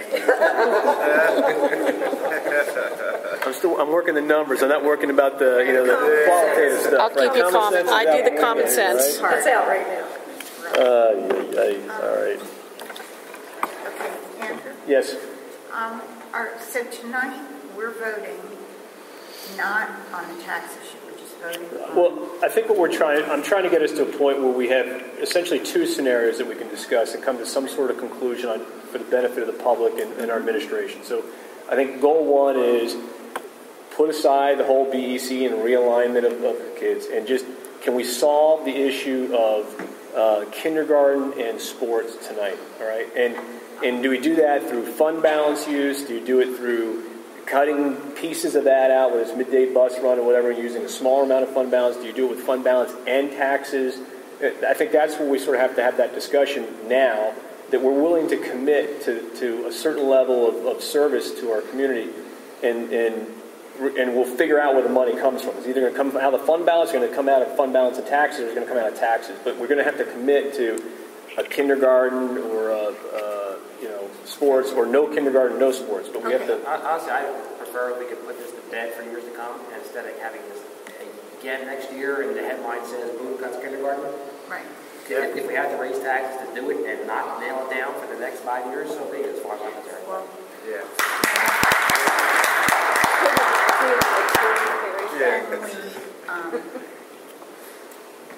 do we have to vote on the amount of taxes we increase? No, I think We're not really voting. I think what we're doing is It's we're more of a discussion. because look, at the end of the day, the board could decide whatever it wants to do in June too. I mean, Right. that's when it really matters. But I think what we're trying to do is, I'd like to see us get to a place where we're committing to a path forward on sports and kindergarten. Are we going to do it, or are we not going to do it? And how are we going to pay for it? And I think it's there, whether we do fund balance or taxes or both. We have the funds. Either way, it's there. Right. So, And if we can agree on that, I mean, if somebody's here, like, they say, I object, I don't want kindergarten, then we need to talk about that now and have that conversation. Or I want to eliminate middle school sports, or I want to, take tiers out of it. I don't know if that's where people are going, or everyone's sort of in a consensus and saying, yeah, we're committed to bringing these things back. I'm ready. And basically that's because of the $800,000 that we found, right? That puts us in this position. We're today? no, 800,000. We sort of parked that into our reserves. Yeah, just a caution on that money. That's a one-time revenue source, Yeah. and the kindergarten and sports are reoccurring. So Right. I caution you to say, "Oh, we found this money. Now we can put kindergarten back in," because you're going to end up short down the road. It gives us time too, though, to find Yeah. some more efficiencies. Our fund balance is up to about $4 million because we're about $1.1 million ahead of where we, Thought we were gonna be, expenses yeah. plus that $300,000 swap. So that kind of informs our. Let me say something, because I've been sitting here very quiet. Right. And I'm fine with bringing back kindergarten and bringing back sports, but with all due respect to my colleagues to my right away we're rushing, we're going to raise taxes, and bringing back kindergarten and bringing back sports still leaves a $3 million fund balance, and I don't see how you could justify having a tax increase when we're sitting on $3 million. I just want that in the record. Well, I think that's a valid question that's been asked multiple times over multiple years. I think the issue that we always buck up against is what Mr. Rathke brought up, is the sustainability of the choice. So if we're going to commit to having sports in kindergarten for the next, decade or more, then we have to figure out how do we pay for it for the next decade or more. So. Well, other than the redistricting, though, we really haven't heard about any efficiencies we're doing. Tonight, at least, we haven't heard. We haven't heard about any efficiencies at the high school.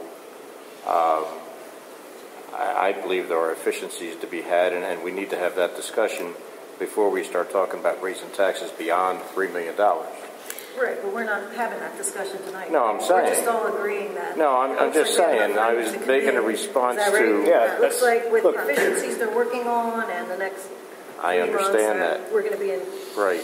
a shape I'm just of saying it. we shouldn't be talking about raising taxes without talking about efficiencies also. We're talking about everything, so Well, everything's on the table. And I'm not saying rush into it. I think it has to be considered. And I know that there's a faction of taxpayers that don't want to pay more taxes. There's also people that have come here and asked you to raise their taxes so that their children can, or have said, we're okay with paying more taxes if it means better programs for The our compromise children. may lie in, instead of 2.9% the max, maybe it's 1%. Yeah, We have I'd time be to open work to that that discussion, through. absolutely. Right. Okay, so I think, I think Mr. Martinez's point was, hey, look, we've talked about realignment, we've talked about some of these other things, but there's still some other avenues we haven't explored yet Right. that we know we're still working on.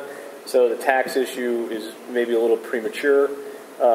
We do have a lot of money in fund balance. Everybody sort of agrees, and we have, one way or another, we have enough to commit to sports in kindergarten, correct? Yeah. Exactly. All right. We're all in consensus on that? Yeah. Okay. Mr. Kurtz, do you have anything to say? Yes, I agree to that. I would like, if possible, to look at our sports offerings and make sure that they're justifiable in the number of students taking them. I don't know if we've done that this year, but if you only have 3, 4, 5 kids in a sport, and I'm not sure if we do, I don't know if that justifies the cost. I think we should look into it, but I'm good with the discussion we had tonight, and I support adding those back in. Okay. So I think to the administration and to the public, we're going to commit to kindergarten and athletics for next year, and we're committing to, or not committing to, the midday bus run. I think that's the only other thing we need to discuss. I think that discussion, we were saying, let's keep it, at least. Keep it out. That's what I was keep it out hearing, for and I now. would agree We're with not that. committing to busing right now. Yeah, I in would this say keep discussion. that out and give it back if we Yep. can. That's what I would do. One question though. Yes. Dr. Sanger just said we have to let the parents know if they're getting a midday bus. We'll tell. We're saying At this point, we'll tell them that at this point, we will tell them that we're not offering it for next year. If it changes, we'll let them know. How bad of a position does that put you in now? Well, we indicate in a statement that it's still under discussion at the board level. I think that's minor in comparison to whether or not we're offering kindergarten. Right. I think it's going to be a good trade-off. So, everybody all right with that? And, Mr. Chairman, still a work in progress. when we're looking at efficiencies, as you call it, at the high school, we are just getting the high school registration underway for next year.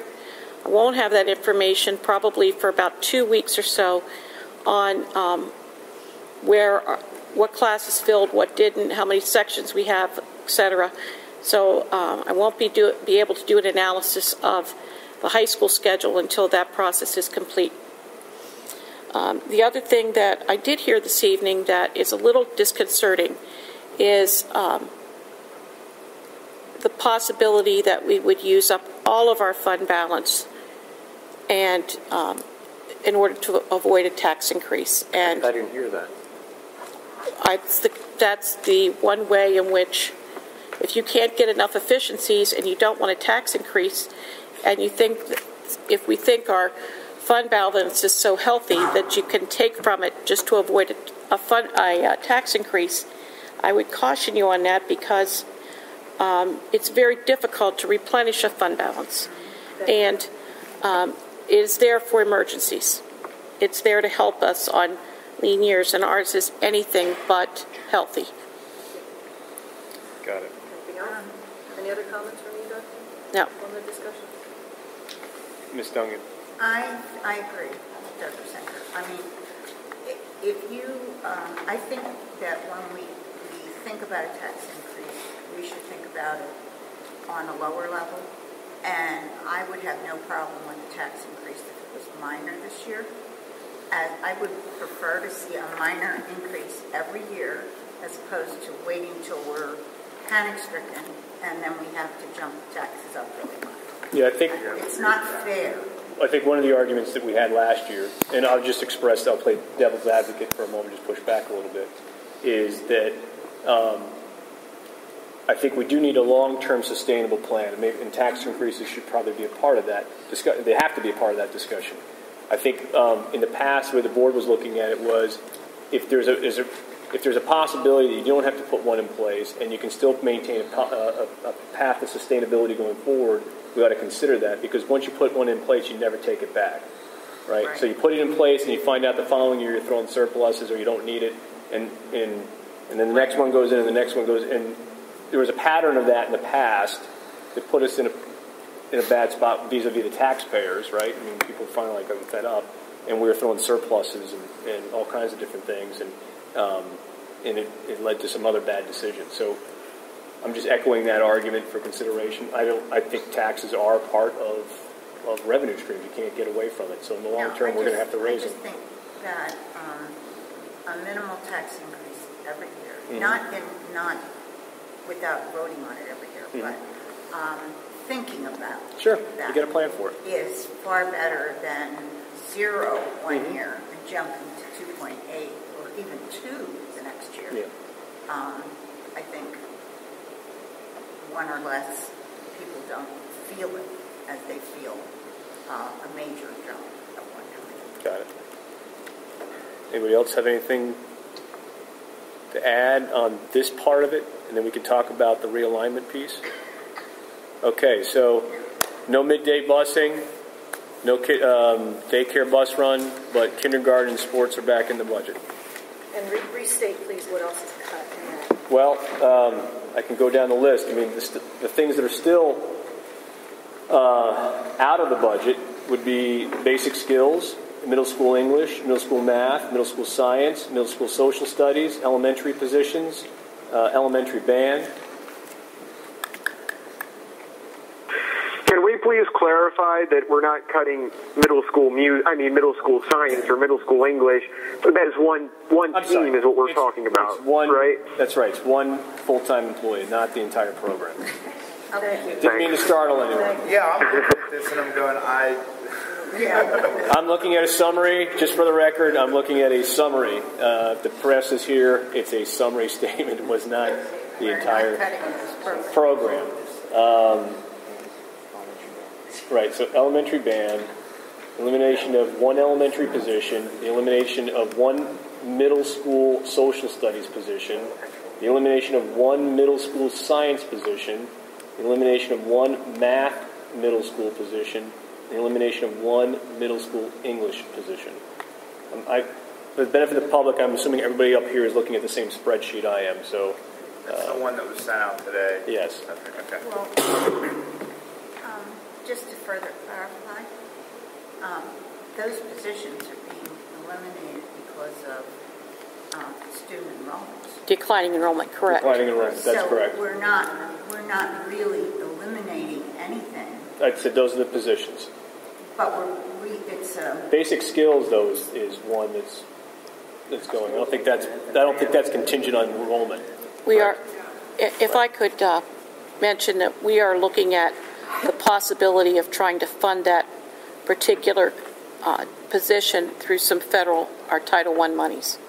There's 4 positions in basic skills. Basic skills. We're going to take a look at what we can cover because it's all remediation in math and English. Right. So we're looking at our Title I money to try and realign that. That'd be great.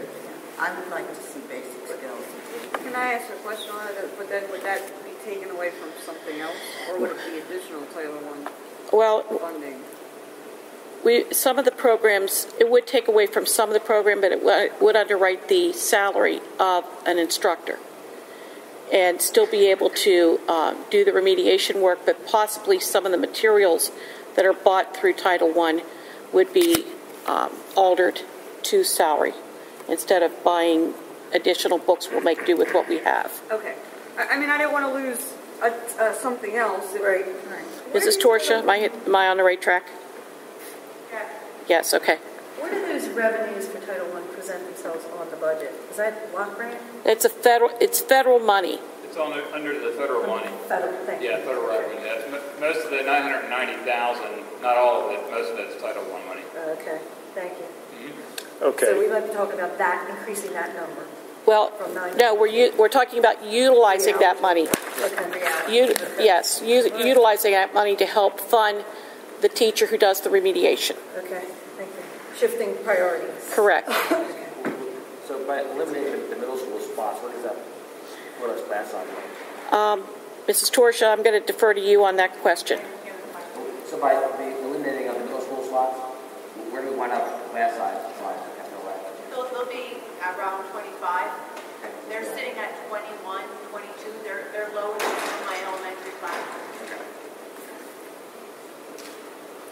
Okay, so switching gears now to a realignment of schools. Does anybody have any thoughts on which direction to kind of move the administration so they can start making some of those considerations? I think what you guys have told us tonight, if I can just sum it up pretty quickly, is any realignment of schools would mean the closure of Birdsboro Elementary. Yes.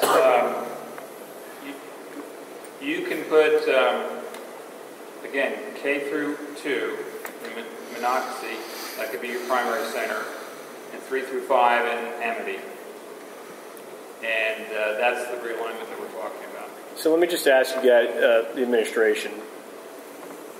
This is obviously new information as we were looking at it from the other night. So before it was one of these things we were talking about, okay, well, closing a building because of boilers and trailers and all that type of stuff. And I'm wondering now that as you've taken a good second look at this and you're looking at realignment, is that the path that you would recommend to the school district and the community, just based on, let's say we weren't having a budget crunch, but we were just looking to run our schools more efficiently, and I mean, would you look at that and say, yeah, this would be the path we take you on anyways? Is there an argument, I guess, to keep BEC open? I guess that's me and not to Kim. Yeah. The buildings are going to be packed solid. Yeah. We're talking 11 sections of each grade. Do I think it makes sense to have 11 first grades, 11 second grades under one roof? No, I don't. I don't see the practicality of it at all, other than the fact that we can bring our class sizes much closer to what the board policy says that they'd like to see them at, and that they would be consistent. We wouldn't see them a little bit higher at Amity, and we wouldn't see them a little bit lower at Monocacy and Birdsboro.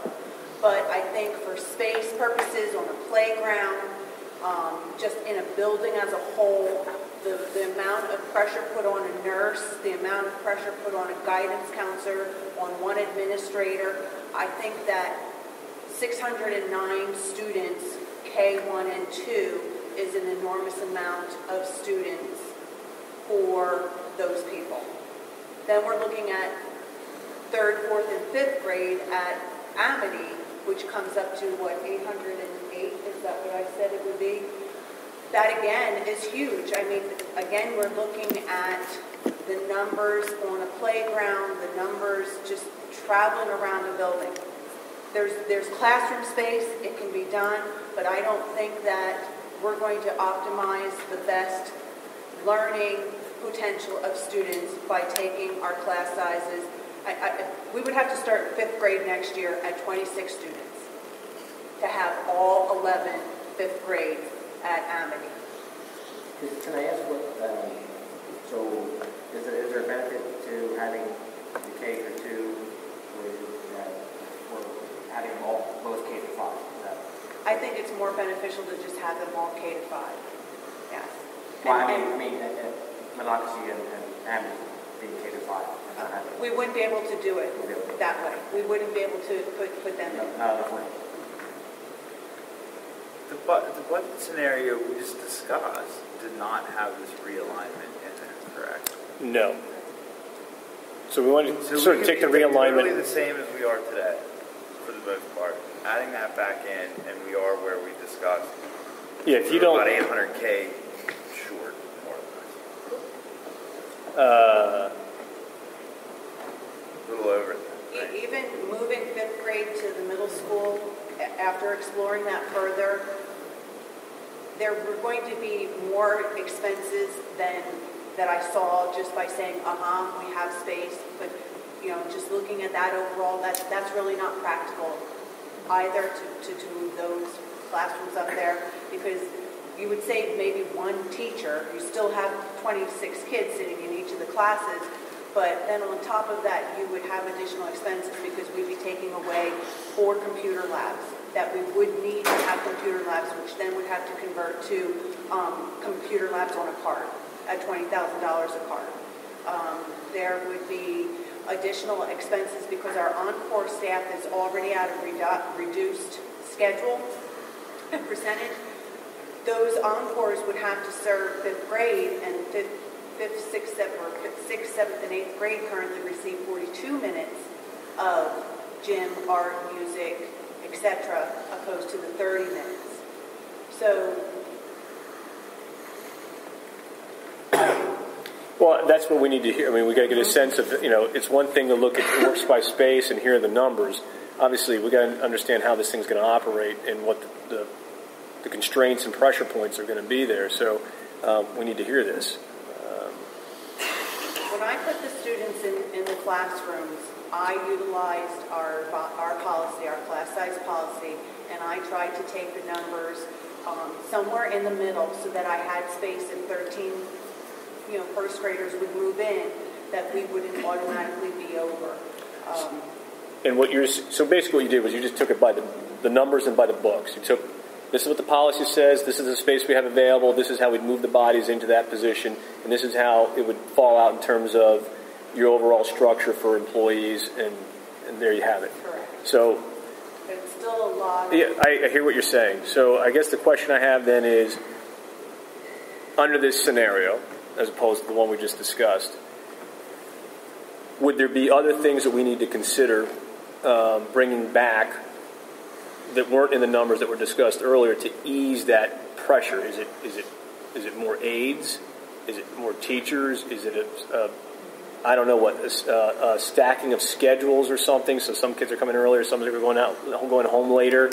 I don't know. I mean, I'm not an administrator, so I have no idea. I'm throwing ideas out there and just asking you, if you were given that scenario and said, make it work, what other things would you ask for to eat? Would it be a second nurse, a second counselor, a second, I would ask that if you close Birdsboro, or if Birdsboro was closed, that we wouldn't lose the nurse, that we wouldn't lose the guidance counselor, because then that way I would have 2 nurses sitting at Monocacy, because you have kindergarten, first, and second grade students who utilize the nurse a whole lot.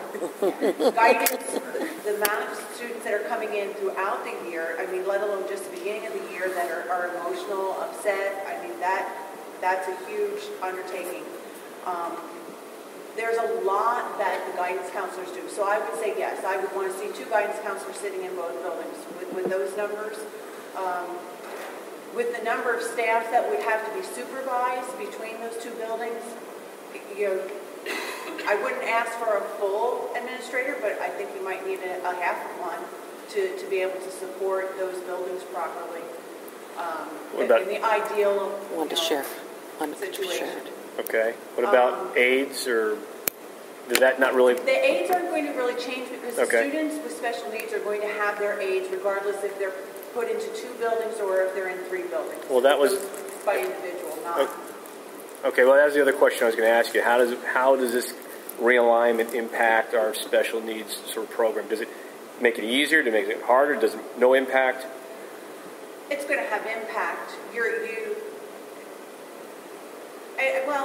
I think it's going to be neutral, because the special ed staff has to stay. Their caseload's not going to change because we're not getting rid of bodies. So if we have 5 learning support, autistic support, life skills, if we have a total of 5 special ed teachers at Birdsboro, they're going to have to go to either Monocacy and Amity to make sure that they're supporting whatever level of service we need to provide.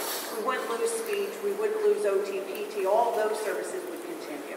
Does it even get easier because maybe they're not moving between buildings? That part of it would probably be easier, and I think that this configuration would not result in a redistricting. You wouldn't have to redistrict because everybody would now have to go to Monocacy Primary Center, and then the transition is to Amity Intermediate Center, just like you don't redistrict to the middle school and you don't redistrict to the high school. So these are our central buildings. So I think in essence, yes, it might be easier for special education because you know what you had within each building and at that grade level. In addition, and you alluded to this, the building with 800 and some students would need an assistant principal. And that assistant principal primarily would be for that building, but could be utilized with Monocacy if we needed to. but there are too many students for just one administrator. Is that your half administrator you're referring to, or is that in addition to the half administrator? No, I mean, if Dr. Sanker believes that one full administrator should be there, I was being thrifty. Yes, you were. So half at each building would be equal one. Yeah, but Can you write that up for us? I don't think so. So we can see I'm such a visual person. I would be happy to put this in. I think what we're looking for is, I mean, we've had the number crunchers and the quantitative guys kind of do what they do, and now we need to hear the qualitative side of this, which is how does this work? Well, and they put me to work already. I'm so sure they did. I've been working. And just to clarify, the nurse and the guidance counselor, we had them as planned to move. We did not eliminate them in the numbers you saw today. So what Mrs. Torch is talking about is we actually didn't go forward with the elimination of those two positions when considering the closure of BEC. We kept them and they moved with... So they're still in here. That's correct. The administrator, on the other hand, we did... Mark, so that's already paid for then. Yeah, that's in the numbers that you see. So we don't have to add them. That's correct. Okay. Now, the administrator, that position would essentially eliminate one of the furloughed teachers that we had on that that were included in our numbers tonight. So essentially, you would be adding back. So in lieu of the teacher, you're bringing in an administrator. Correct, because the administrator would have bumped eventually back into being a classroom teacher. It's just too many kids. Yeah. How does it... I don't want to be the only one asking questions, so anybody else feel to jump in. How does this impact... You mentioned playground, middle school sports. Is there some sort of flood of kids now? It doesn't matter. It wouldn't impact middle school sports, and it wouldn't impact any extracurricular activities that we would have after school. They would just be more central. Usually it's the 3rd through 5th grade students that really get to participate in some of the things that we do through our Pottstown Wellness Grant. So that wouldn't change, providing that we continue to get those grant monies and can provide that. We could still use the overflow of playground at Absolutely. APC. At Amity, we wouldn't have as much problem with the amount of students being out there. And again, when I first started at Amity 6 years ago, I probably had the largest enrollment that we had, and it was right under 700 or right over. It was under 800 students. It felt like 1,000 when I started there, but we were able to make that work. Right. The older students, I think that we can do. The younger ones, and I'm a little bit more. Is there any by having the K-2? Is there a way to save the elementary band? Is that we have the original cost? We have 2 spots going there. There's no way to take that to one person. I think that would be a doable. I think if you had one person to do 4th and 5th grade band, I'm not an instrumental music person. I don't play an instrument. But knowing the staff that we have, I think that they would jump at that opportunity. Are there any other synergies or benefits to the realignment that we haven't discussed? That other from the financial sense, being able to take that forward. Is there anything from a qualitative or quantitative point of view that we should hear about? With the alignment, and you sort of, Ms. Torsia sort of did touch on it, but with our encores, we actually increased the encore slightly, not meaning that the children get more encore time, but the one thing that is a benefit is we're eliminating the travel in between the 2 buildings of our encore staff. So right now they're traveling between buildings and losing time and mileage. Now they would be building central, essentially.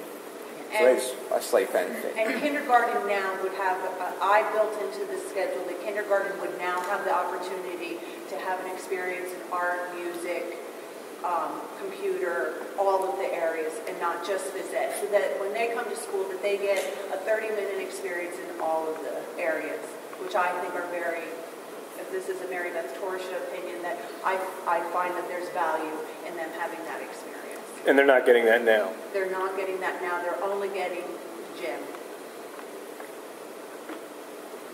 Gives them an opportunity to get up and move around and, you know. I have a question. Next year, our enrollment, not for 14, yeah, next year, the year after, you think weren't we anticipating like dropping another 40 kids in elementary or something? When I looked at the numbers in 5th grade, they're the highest, but then 4th grade drops down about 40 students. And there is a drop in between, and I, without having my sheet right in front of me, but yes, eventually it's going to. I was just wondering, because that seems like a pretty good drop for a 1 year period in the elementary school, and I'm just wondering if you think it's going to be tight next year, if we're looking at replacing the boilers in Birdsboro anyway, does it make sense to possibly wait 1 more year to kind of not, I mean, you guys have done a phenomenal job in 3 days getting us information, but I still think you're looking at a lot of moving, a lot of putting classrooms, places, and doing all, and I'm just wondering if maybe it makes sense to continue to look at that and wait 1 more year if you're losing a chunk of students. I'm just throwing that out there as well. Since we have looked at being able to bring everything back this year as is, again, maybe, and I know it could still save us money, which would down the road adds up. Sure. I get all that. I'm just saying, I think we're biting off a lot with a little bit of staff too. That's all I'm saying. So you're saying that if you wait another year, the enrollment gets even lower, the pressure's a little bit less. And it gives us time to really look at everything. I mean, not saying they didn't already do a great job, but they've had to rush through things. I think, sometimes things happen when you're rushing through, and maybe you didn't look at everything or you didn't catch everything, and I'd hate to be 3 months into it, and all of a sudden we found, oh, well, we missed this. And my biggest concern right now is 5th grade. I have 11 5th grades, and 10 of them would start the school year with 26 students, and 1 would have 25. If we had, you know, people move out as well as they move in. My experience for the last 6 years as being an elementary principal is that my biggest numbers seem to flux in 4th and 5th grade for some reason. I don't know. It's just the way it's been. So my concern would be that I would have to come back to you, which I wouldn't have a problem with, and say I need an additional 5th grade teacher, and I know that I would have space to put another 5th grade class there, because I don't think that it would be healthy and I know that the classrooms at Amity would not be able to hold 27, 28, 29, 30 desks in them. There's no way. They wouldn't be able to move around. So that's where my caution is that that's a lot of students, big students in classrooms. The rest of them are pretty doable. Did you have any extra classrooms at all that if we had to add a section at Amity, we could do that? Yes, we do. We have 1 full-size classroom, and we didn't tap into the LGI yet, so that is still available, and I still have enough small group instruction rooms for some of our special ed. Gifted might have to work out of the library or be in the cart or be somewhere else. We can be creative with some of the other places, but there are definitely the number of large classrooms that we need for each section. All right. So we could monitor move-ins, and that could be adjusted throughout the summer. Right. Okay. Can I say something? Yes. I think that the key word that Mrs. Torsha said was we don't have to redistrict to do the plan. No, we don't. She's talking about. And redistricting, from what I understand, is a major thing. And once we redistrict, if we want to reconfigure, we have to redistrict again. So if we confine grade levels. That's not redistricting, No. is that correct? It's a realignment as Right. opposed to a So that redistricting. it's not the same complicated procedure? Correct. This is much Okay. easier. And so if we do this and it works well, it's great. And if it doesn't work well and we have to do a little tweaking on it or maybe readjust something, it can be done because we didn't redistrict. Correct. Am I correct there? I think you are, yeah. Yeah. I mean, it seems like we all jumped over that, and we discussed that before. Redistricting is a big deal. Yeah. And we're not doing that now. So that's one big deal we're not going to have to deal with. And if we had it changed back for any reason whatsoever, it's not as complicated or as difficult. Well, this is very much a philosophical change Yeah. that we're embracing if we go in this direction, because all of our children will start together at kindergarten and travel together as one blended unit until they graduate. So there won't be identifications that you go to Birdsboro, you go to Amity, you go to Monocacy. There will not be those individual neighborhood schools which identify where a child comes from. These children will all be blended together, and in many respects, that's a good thing. So it's an entire different way of looking at how we deliver education at Daniel Boone. We're doing it already on the secondary level with the middle school and the high school because we blend our children there. We are just now starting that at the kindergarten level. Didn't we do this before when we had kindergarten over at You got the kindergarten center over. We did. Yeah, where the Union Township building is now. Yeah, exactly. Weren't all the kindergartens I there? don't think the Amity side was there. Yes. They were.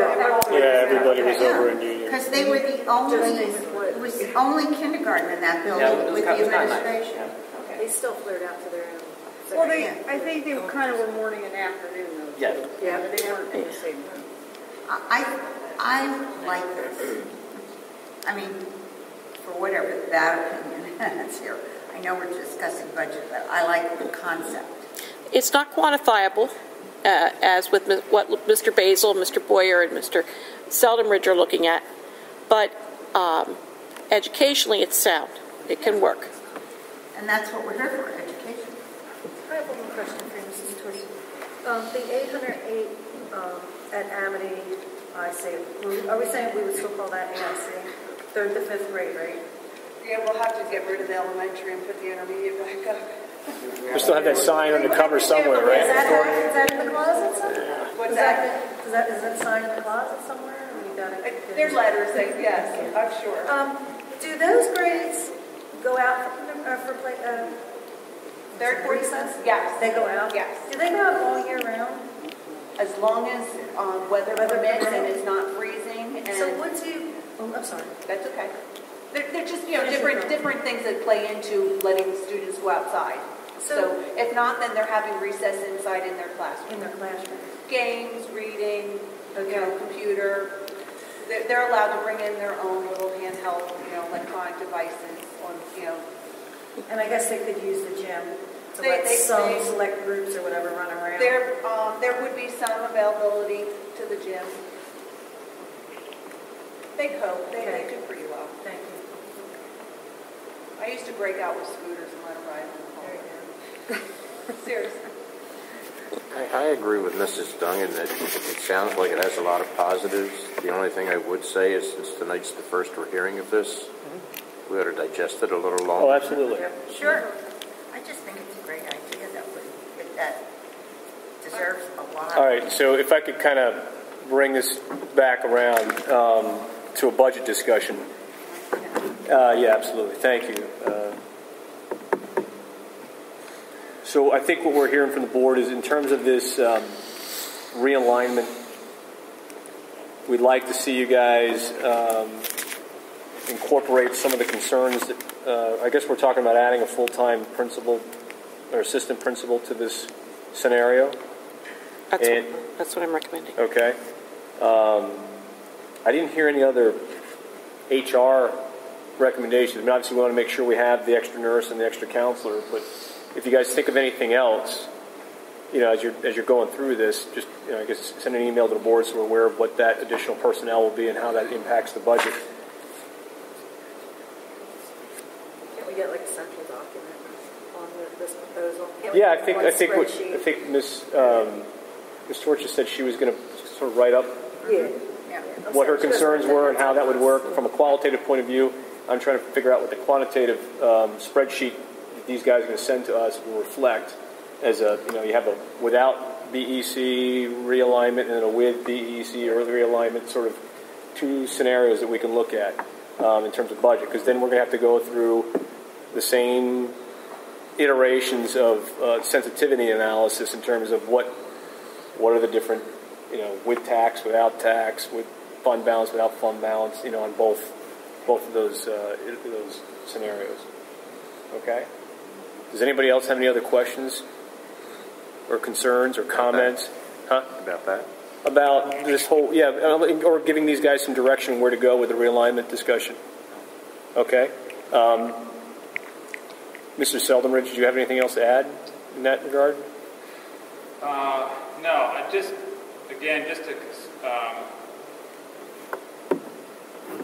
I don't think any of us are in a disagreement about the idea of using fund balance because it is taxpayer money. You don't want to keep a large fund balance.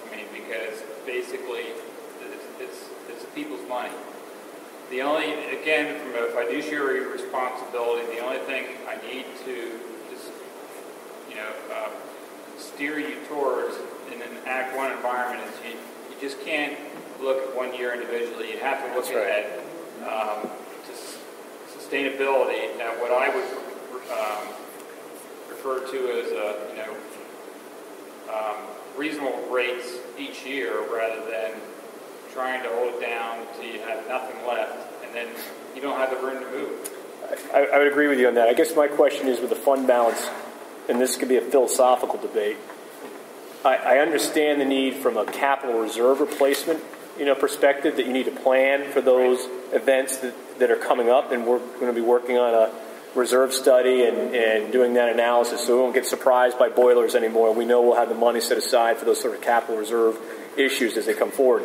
I guess setting that part of it aside, that's going to be dictated by our facilities needs, right? It's not going to be a percentage of our overall expenses or any of that kind of stuff. That's just strictly, these are your capital improvements coming forward. These are the estimated costs. This is how much money you need to replace those. And that drives that number, right? And it doesn't matter whether our budget's $100 million or $20 million. That's based on the assets. And then from a fund balance, I guess we'll switch gear to fund balance itself used for operating shortfalls. That discussion. I guess what I want to know is I've never been I've never really accepted the idea that it should be a percentage of budget. That just seems to me to be such an arbitrary thing. Your question is if we start getting money set aside for facility usage, what else could come up possibly that's going to... What else is going to surprise... I mean, I get you got to hire a teacher. Yeah, that's my question. Because if you think about it, our budget is exploding because of PESers. That's a huge part of it. And so that's got nothing to do with fund balance, in my opinion. I mean, you need to cover your fund balance, but if you have an operating budget that has tax increases or some other thing built into it so your revenues keep pace with that, then what else are you going to use that fund balance for?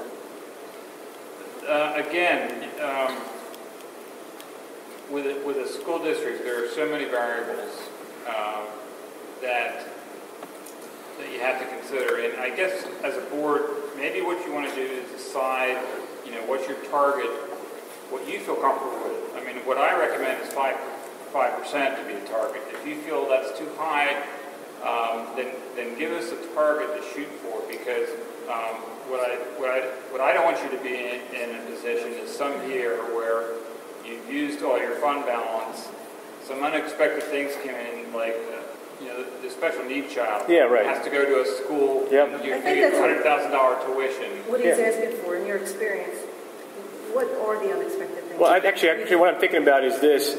Sorry, you can let me interrupt. From a business person's perspective, we always refer to it as working capital. We don't refer to it as a fund balance or something else. It's working capital. How much money do I need at any given time to handle the accounts receivable, accounts payable constraints, and then have something on the side for something unexpected. But in each business, that unexpected thing is defined differently. So as opposed to 8%, there you go. I think some of the other things you could do is, along with reserving, you don't have to actually, with how the fund balance structure is set, you have unassigned, you have assigned. You can start assigning your fund balance. The unassigned fund balance is actually what we're speaking about with the 5%. Your assignment of fund balance, so if you ever get to that point, can be for PSERS, can be for if you have a specific technology initiative that you would like to see, like a one-on-one with maybe your high school where they have laptops. Every student has a laptop. Those are things you can start saving for, assigning Healthcare fund increases. balance for. Yeah. So you can plan for the future if you have a certain goal you want to meet. Right. And then that would actually drop your unassigned fund balance percentage down to if you want to have it as 5%, 2%, or whatever. You're saying you use that fund balance more for one-time need instead of what we're currently doing is trying to keep patching kindergarten. If you have some sort of, but it's not just that, Mr. Boyer, Mr. Southernbridge, because Mr. Basil and I had this discussion. I think the difference here is you keep talking a percentage, as opposed to we're talking about looking at a target of a number we need, not a percentage. My feeling, and I believe Mr. Basil's feeling, is let's say our budget jumped to $70 million a year. Does that mean we need $3.5 million fund balance? I don't see where that. Yeah, I would respectfully disagree with you because and you may, but I wasn't finished talking. So thank you. Go ahead. I thought you were. No, but you keep repeating this 5%, and I respect that. Okay. But we don't agree. We don't understand it. It's not just not understanding it. What do we need all that money for? Right. What changes when the budget goes from 55 to 70 that we need to prepare, that we need to have reserves for? These recommendations don't just come from me. If you look at Moody's recommendations, Standard & Poor's, anytime... I respect that. I totally get that. that. They'll tell you the same thing. You talk to your independent auditor, they'll tell you 5%. And the reason that is because there are so many variables. And the reason they use percent is because if you use a fixed target, let's say, Mr. Martino, you talked about, I think, $2 million, right, as a target. If you use that as a target and you never change it, 20 years from now, that $2 million, your budget, let's say your budget, grows just by inflation, without the PSERS costs in it. You're just going to be out of whack. And so the percentage, it's like your savings account. Each year, 20 years ago, I might have been making $50,000, and the costs were this. I would say my savings account should be about $5,000 for unexpected things. I wouldn't say that today because costs are so much higher. And so I do advocate strongly that you use a percentage versus a flat amount. Right. We can sit here and argue the amount. That's fine, or what you feel. If you feel 5% is too high, even though Standard & Poor's and Moody's and your independent auditors say that's your target. As a board, if you're looking at trying to do the best you can for taxpayers, and you want to ink that down a little bit, you're not going to get a strong disagreement, I think, from anybody that has a fiduciary responsibility to keep you healthy from a financial standpoint. I see where you're going with that. I think what I would disagree, for me, I'd want to, what is our working capital need from one year to next? Then you have a certain, a contingency for something that you didn't expect. But you peg that, and so that's your number, whatever the number is. This year, maybe $2 million. Yeah. But just like you mentioned with a savings account, you're going to peg that to an inflation rate as opposed to a spike. Our budget's going to increase faster than an inflation rate would. And so where I was going was, PSERS we may have the same number of employees, we have the same physical assets, everything's the same, but we have some arbitrary thing that's driving our budget to the moon, and it has no relation to what your actual working capital needs may be from one year to the next, and whatever that surprise cost may be from one year to the next. You do follow me? Yes. And so I think this is just a philosophical debate. I mean, I understand where you're coming from, and for me, I'd want to know from you guys, well, what is the working capital need? What is the special needs contingency, what if scenario? And that's the number. And then if we have to peg that to CPI or something else so that we keep pace with inflation and other things, then that would make more sense to me. And you would reevaluate it every year, right? So, right. And we can put together some things for you, what other districts are doing across the Commonwealth, get some other policies from PSBA, from your organization. And the thing that I think the strongest thing is, I don't care if you say, well, let's target 2% or 3%. The couple of things that you do need to watch out for is taking too much out in any one year. Yeah. Because, again, it's a one-time revenue source. And if you don't, and if you tie it into recurring expenditures, then the following year you've got to make that up. And that's then what I'm saying. Take it slow, take it easy. If you want to bring it down, that's fine, but do it, slowly. Or, as Mr. Boyer mentioned, what some districts do is assign it to a cost that's going up, like PSERS. There's many districts across the Commonwealth that have assigned a certain part of their fund balance to the increased cost in PSERS. That's something else you can do. So a weighted average. Once assigned, it has to stay assigned. No, that's the nice thing about if you transfer money into capital reserve, you can't take it. Here are the rules of the state has laid out for you. If you transfer it to a capital reserve fund, you can't transfer it back to general fund. But if you assign it to a fund balance, if you just assign a number in fund balance, you can always change that from year to year. You unassign it the following year. So you're not locking it in. Any other thoughts? Ms. Torsha, do you have anything else you had to add to the discussion at all? Okay. All right, so I think you guys, you have where we're going to go then in terms of the budget discussion. All right. I'm going to open it up for public comment, and then we can wrap it up. I just wanted to thank our staff. Oh, yeah, you guys have phenomenal job. Absolutely. Yeah. Extremely impressed. Thank you. Thank you. It truly was a team approach. We all brainstormed to work together. It was very enjoyable to work with Dr. Sanker and Mr. Boyer and support you with short-term resources in some way. Please, give us feedback so that you can continue to perform for us at this level. Yeah, we appreciate it. Absolutely, phenomenal job. We were extremely pleased to be able to not have to bring a proposal that included modulars. Okay. From your lips to God's ears, yeah. That's for sure. Okay, public, you have 3 minutes. If you want to come up to ask a question or make a comment, come up to the microphone, state your name, your address, and then you have 3 minutes to address the board. Any public comments?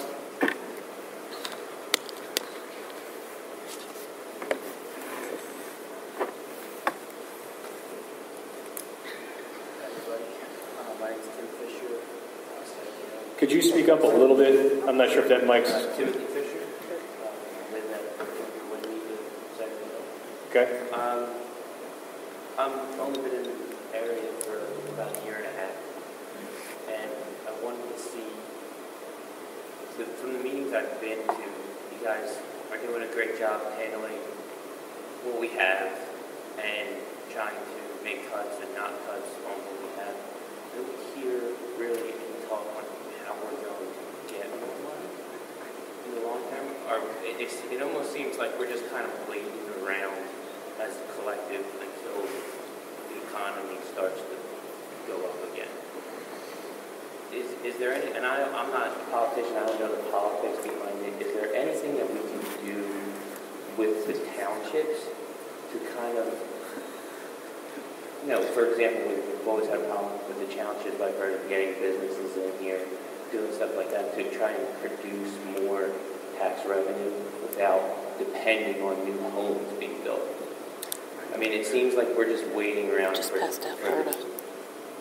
the economy to boost so that new homes are getting built and then we'll get more tax revenue. Actually, getting new homes built isn't going to help our situation, to be honest with you.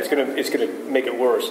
So we've done a lot of different things. We have worked with the different municipalities, and they've been working together as well to try to figure out a way to create, to adjust their zoning, to allow a more business-friendly environment. We've provided, just the other night, Birdsboro came in and asked for a learner overlay approval, which would provide for tax relief for a business that would be moving into the Birdsboro community. Amity Township set aside a large piece of ground for a business park adjacent to the Exeter Township line. So they've all been working together on ArmorCast development here in Birdsboro, Union Township and Birdsboro, to try to create some stimulus there as well. So I can tell you the townships are trying to do their part, and I've sat in many meetings with the different supervisors where they've asked if the school district would help. And the only thing we can do is say, look, we'll provide whatever tax relief you need if that's going to mean bringing in a new business and more jobs. In terms of revenue, I think there's been two things that have been going on. When I got on the board, taxes were going up at 8% a year, and we were hemorrhaging surpluses. We over-leveraged ourselves in debt and signed ourselves onto some collective bargaining agreements that were very difficult to pay for. And so in the last 6 years, you've seen a push from the community to say, well, look, we don't want it. We paid our taxes. You guys now work with the money that we've given you and make a more efficient school system work for you. And now there have been some tax increases along the way, and we had some years without tax increases. We were sitting on a very large fund balance, and we've been spending that fund balance down. And I think what you're hearing from us tonight is that we're looking at a long-term plan, and tax increases are going to have to be part of that long-term plan in order to generate revenue. We have also implemented a whole bunch of different revenue-generating ideas. We put demand response in. We're trying to lease our buildings. We put in place some activity fees. We've enlisted a marketing firm to sell advertising in our buildings and in our fields. So there have been lots of different things that we've tried to do that would generate some revenue, and we've looked for other places to save costs so that we could take their cost curve that was doing this and our revenue curve that was doing this and bring that cost curve down so that eventually our revenue streams catch up with our costs. And I think we're close. I think we're within a year or two away of those two lines intersecting again and getting us onto a good path, because our PSERS rate is coming down, and there's an opportunity for us to negotiate a different collective bargaining agreement. And so some of those big fixed costs that we have that drive 70% of our budget are things that we're now looking to in the next year or two, address. Did you have anything you wanted to add?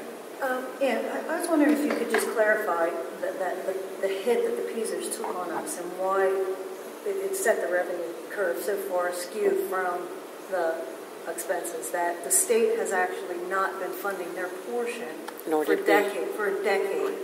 So they ended up, does anyone have the numbers, like $50 billion short? Yeah, we have a $50 billion liability in the state of Pennsylvania for... Just in, 2 years ago, they just slammed us.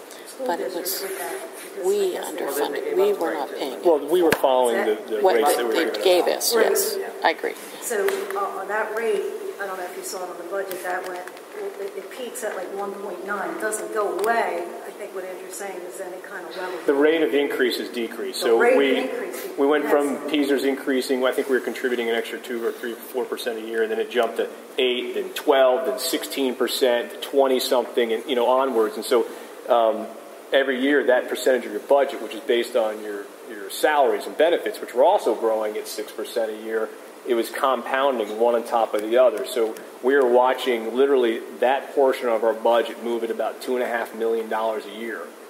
We can only raise tax, even if we all agreed to raise taxes to the maximum amount, it's only $1 million a year or a little bit more. So you can see a widening gap between revenues and expenses, and that kind of put us in the position that we're in. So we've been spending fund balance down. We went back and looked at places to cut in our budget, and here we are. Do you think that down the road there'll be a time where things can start being reinstated, like full-time team? I would certainly hope so. I mean, I can tell you from sitting in this seat, I feel like I finally see a light at the end of the tunnel after sitting here for 6 years. I really feel good about where we're going. I know maybe from out there it doesn't look that way, but I can tell you from sitting here And a lot of the things that have been put in place over the last few years in terms of best management business practices and a more longer-term outlook in terms of bringing more transparency and having this kind of discussion in the public. Nobody ever talked about this 5-6 years ago. What our liabilities are, what the costs were of these types of things, how we're over-leveraged in debt, what the impact is of signing a 5 or 6 year contract, and how are you going to pay for it?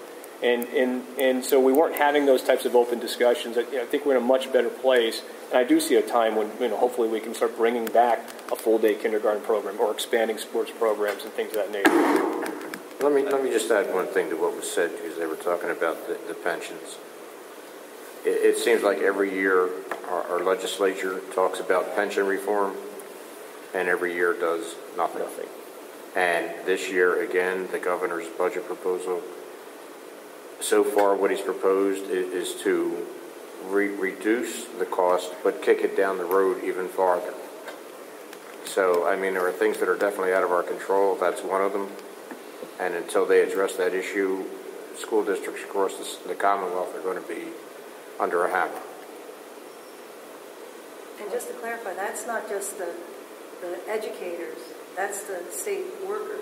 Oh, yeah, it's the entire pension system. Union, yes. Their pension themselves that we're funding. Yeah.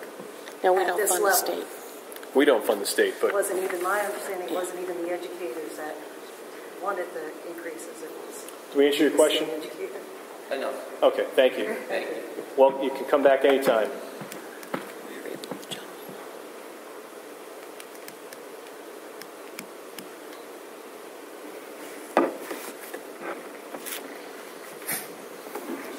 Alice, I live at 51 Madison Street, Birdsburg. Yes, sir. I have 2 questions. One, I admit, first coming to these meetings, I was a little ignorant for that situation. Every year I keep hearing we cut more programs. So I thought we were broke. We're sitting on $4 million. But every year we cut more and more programs.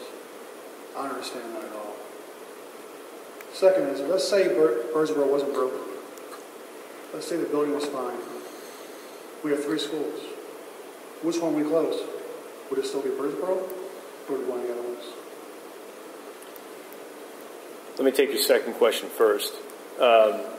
I think we're just sort of having that conversation here tonight in the sense of because of the way we made our debt payments over the last year and then going forward to this year, that we had more money sitting in our fund balance than we realized, right? So the recommendation from the administration is to repair the boilers at Birdsboro, regardless of whether we shutter the building or it stays open, and those funds would be there. Now, that's a whole other conversation we have to have as a board, whether we're going to go through with that or not. And I think we were looking at one scenario where that building stays open and the kids are there and in our other buildings as well. Sooner or later, I think everyone agrees that our enrollment is going to reach a point where we're not going to need that building. And as you saw tonight with scenario number 2, there is a way to consolidate our buildings to make this work. And the recommendation, as I heard it from our administration, was to use Monocacy Center and our Amity Intermediate Center and our Amity Elementary Center as those 3 buildings being the primary buildings, where APC, Amity Primary Center, and BEC would remain closed. And I'm assuming that they made that decision based on the overall capacity of all the buildings, and busing, and where the populations would be, and age. I'm sorry. The age of the buildings. And the age of the buildings and everything else. They took a global view of that, and so in terms of the concerns of the Birdsboro residents, whether it's this year or next year or 3 years from now, if we do transition to this this other model of education, the question would be what happens to that building if it is closed, just like Amity Primary Center is closed.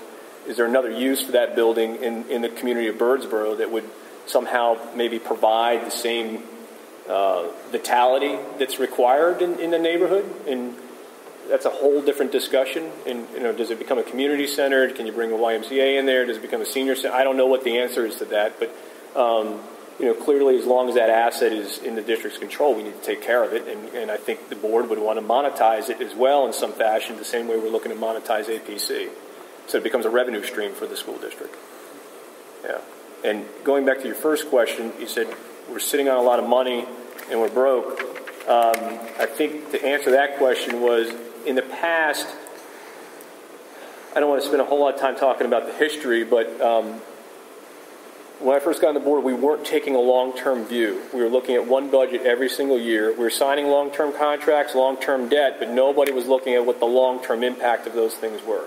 And so every year we'd focus on how you just get through to the next year, to get next year to the next year. It wasn't until about 3 years ago or so that we actually started to model out 5 years, 7 years, and see, okay, well, look, this is what it means, and these are the deficits that are coming forward. Now, how do you pay for this stuff? And there were a couple of years that we raised taxes, and there was a year that our collective bargaining partners made concessions, and there was years that we've been sitting on a lot of fund balance. And quite frankly, every year as a board, we planned to spend down the fund balance. I mean, it was actually like we're committing $1 million or $2 million to, I think we committed, $2.3 million this year to spend down?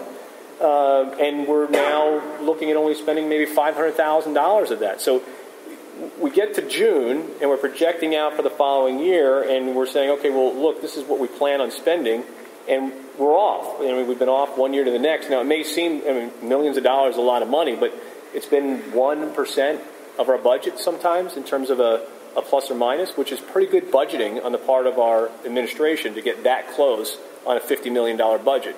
Now, I think a good part of the things that also come into play is we've had some very good people work for us that have been able to take a look at the way we're budgeting and the way that we are accounting for things in our code, and realize that we had inefficiencies in that regard as well. So every year we realize these savings because certain procedural and policy steps that have been taken have yielded huge dividends that we didn't realize that they would yield. And we're finding that out as we go along. Like this year, I never expected we're going to be where we are today with our budget, that we're $1.2 million to the plus of what we planned on spending. I mean, that's incredible. But as Mr. Boyer will tell you, a lot of that is because there were certain contingencies in each of these line items, and as he's consolidated those things, he's realized that we didn't need as much money in those individual line items. But it's like peeling back an onion. You're getting to this massive thing, and you're taking it one piece at a time, so you understand it, understand why you're taking it down, and then you'll see what's left. And it's going to take us probably a couple more years to get there, unfortunately. But I think we're getting where we need to go. Did I answer your question? Yes, it did. Also, you talked about not looking at the future, how we now realize that our buildings are aging, our grounds are aging, and the high school is probably next with that, or whether there's some other equipment. I think it's the next oldest building. Have we looked into the foreseeable future that we should start putting money away for the next possible $300,000 to $500,000 repair to our building?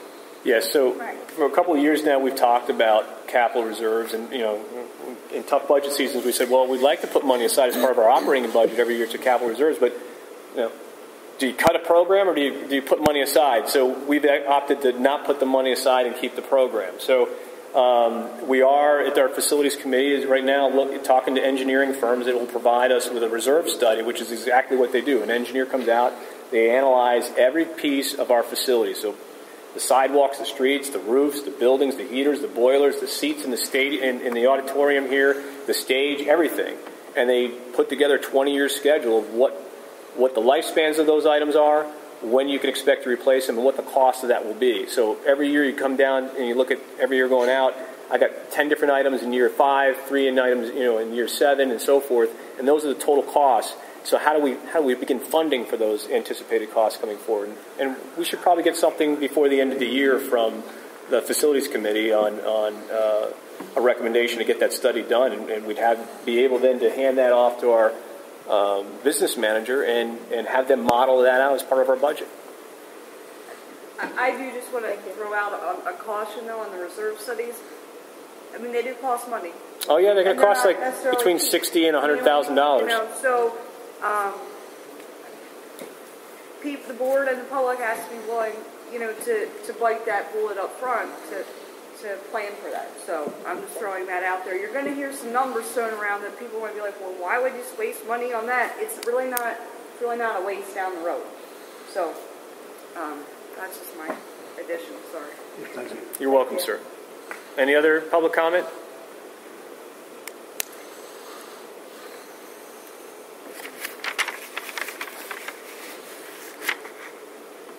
Hi, Steve Miller from Amity, Ridge Drive, Douglasville. Yes, sir. A couple questions. Wanted to follow up on the fund balance. And it seems like every year there's a fund balance, and you're right, we're cutting into the fund balance, but it keeps magically growing back. Is there any better way that we're going to get to forecast our spending and our cuts? Because it just seems to reoccur, and the confidence in the numbers, it's just lacking. I know we're talking about numbers and having trouble having a lot of confidence in the numbers that we're talking about with the reoccurrence of money appearing. I guess to that, I had a couple of questions. I don't know if you still have this, but from the February 10th presentation, there was some forecasted numbers in here. I guess there was $1 million variance in the teacher salary. I was wondering, is that accurate, and is that to be expected to occur again? $1 million? I'm not sure what you're referring to in terms of $1 million. I think what he means is there's a $1 million growth in the teacher's contract. Oh, yes. No. It's your variance. You had a September to December number, and then a February for forecast, and the difference was $976,000 positive. And it was to substitutes and different forecasts for spending. Projection of our fund balance. So your forecast for the year is different. The wages. The budget is off by about $1 million. We overspent. What is the document you're looking at, sir? It was the February 10th presentation of the budget. I think that's told us it's not the teacher's contract. That's total wages, and the wages, a lot of it was... Well, hold on. We'll let Mark explain that to you. That variance is one thing with wages and salaries and human resources and personnel. It's a moving target. It's always changing in some way, shape, or form. And a lot of that variance that you saw there is basically within the way the substitute costs or wages were budgeted versus the actual coming in. So yes, there is a variance there. Whether it's still $1 million is probably pretty close to that. There were a couple of positions in facilities that were budgeted and not filled. A lot of the long-term subs that we have are essentially a savings to the district because they're paid at a little less rate than the full-time teacher they're replacing, and plus they don't have a benefit cost. So yes, that variance that you saw there is essentially a real variance. To answer your other question of the, if you don't mind. No. The whole thing with budgeting numbers and not too much confidence. We took a different approach this year. We basically did needs-based budgeting. So essentially what we took a look at 3-year history and looked at the spending trend of what was going on in essentially every line of our budget. And we came back and sat down with the principals and budget heads and asked them, every line of their budget, why are you asking this number, but you're spending this number? And we actually curtailed a lot of that, the way it was budgeted back to what an actual trend is of what we're spending. So to give you a little bit, hopefully a boost of confidence in yourself in the budget numbers is we did cut a lot of the budget back to start 14-15 with than what was being budgeted in prior years. Okay, thank you. Yeah, I'm just concerned that, again, the fund balance keeps coming back. We keep trying to... Well, and actually, that's a testament to what these guys have accomplished in the sense that we're underspending our budget, right? And so even though we're anticipating spending it down because of the process, this is what I was sort of referring to, because these guys have been able to put better cost controls in place and push back a little bit on some budget items, and we've had a budget freeze every single year so that people can't go out and buy anything without the administration's approval. We've delivered the same level of service under what we had anticipated it to be, and so therefore we had ended up with more fund balance than we wanted to. It wasn't by design. We weren't out there trying to, build our fund balance. Trust me. I mean, if you sat here year after year in June, you've heard us talk about spending it down, and so that's still the goal, I think. Okay, and that would be great because we cut programs last year and had additional money.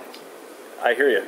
I had another. I don't know. Apparently, we don't have this document. There was a negative variance in here that was talking about tuition and the number of students increasing.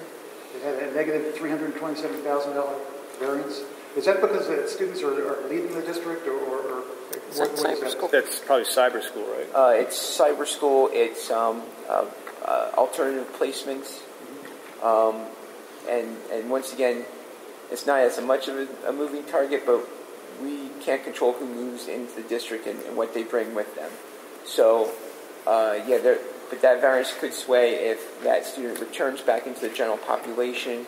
When we project out that student's basically going to spend the rest of the school year in the placement or in the cyber school, but that does change. Does that factor into people going to private school or? No, that's strictly placements of our current population in an alternative setting, or if the child leaves for cyber school or charter school. Okay, because I was concerned. I mean, obviously, students or families are looking; they're leaving the district looking because of kindergarten and sports, and I thought I wondered if that's contributing to it. No. Last question. Teachers, obviously, the salaries, benefits are a large part of our budget. I haven't heard anything about talking about negotiating with the union and coming up with a new contract. Is that going on? I assume it is. It's not time yet. We've had a couple of conversations with them. I can't elaborate on that, but we have talked to them.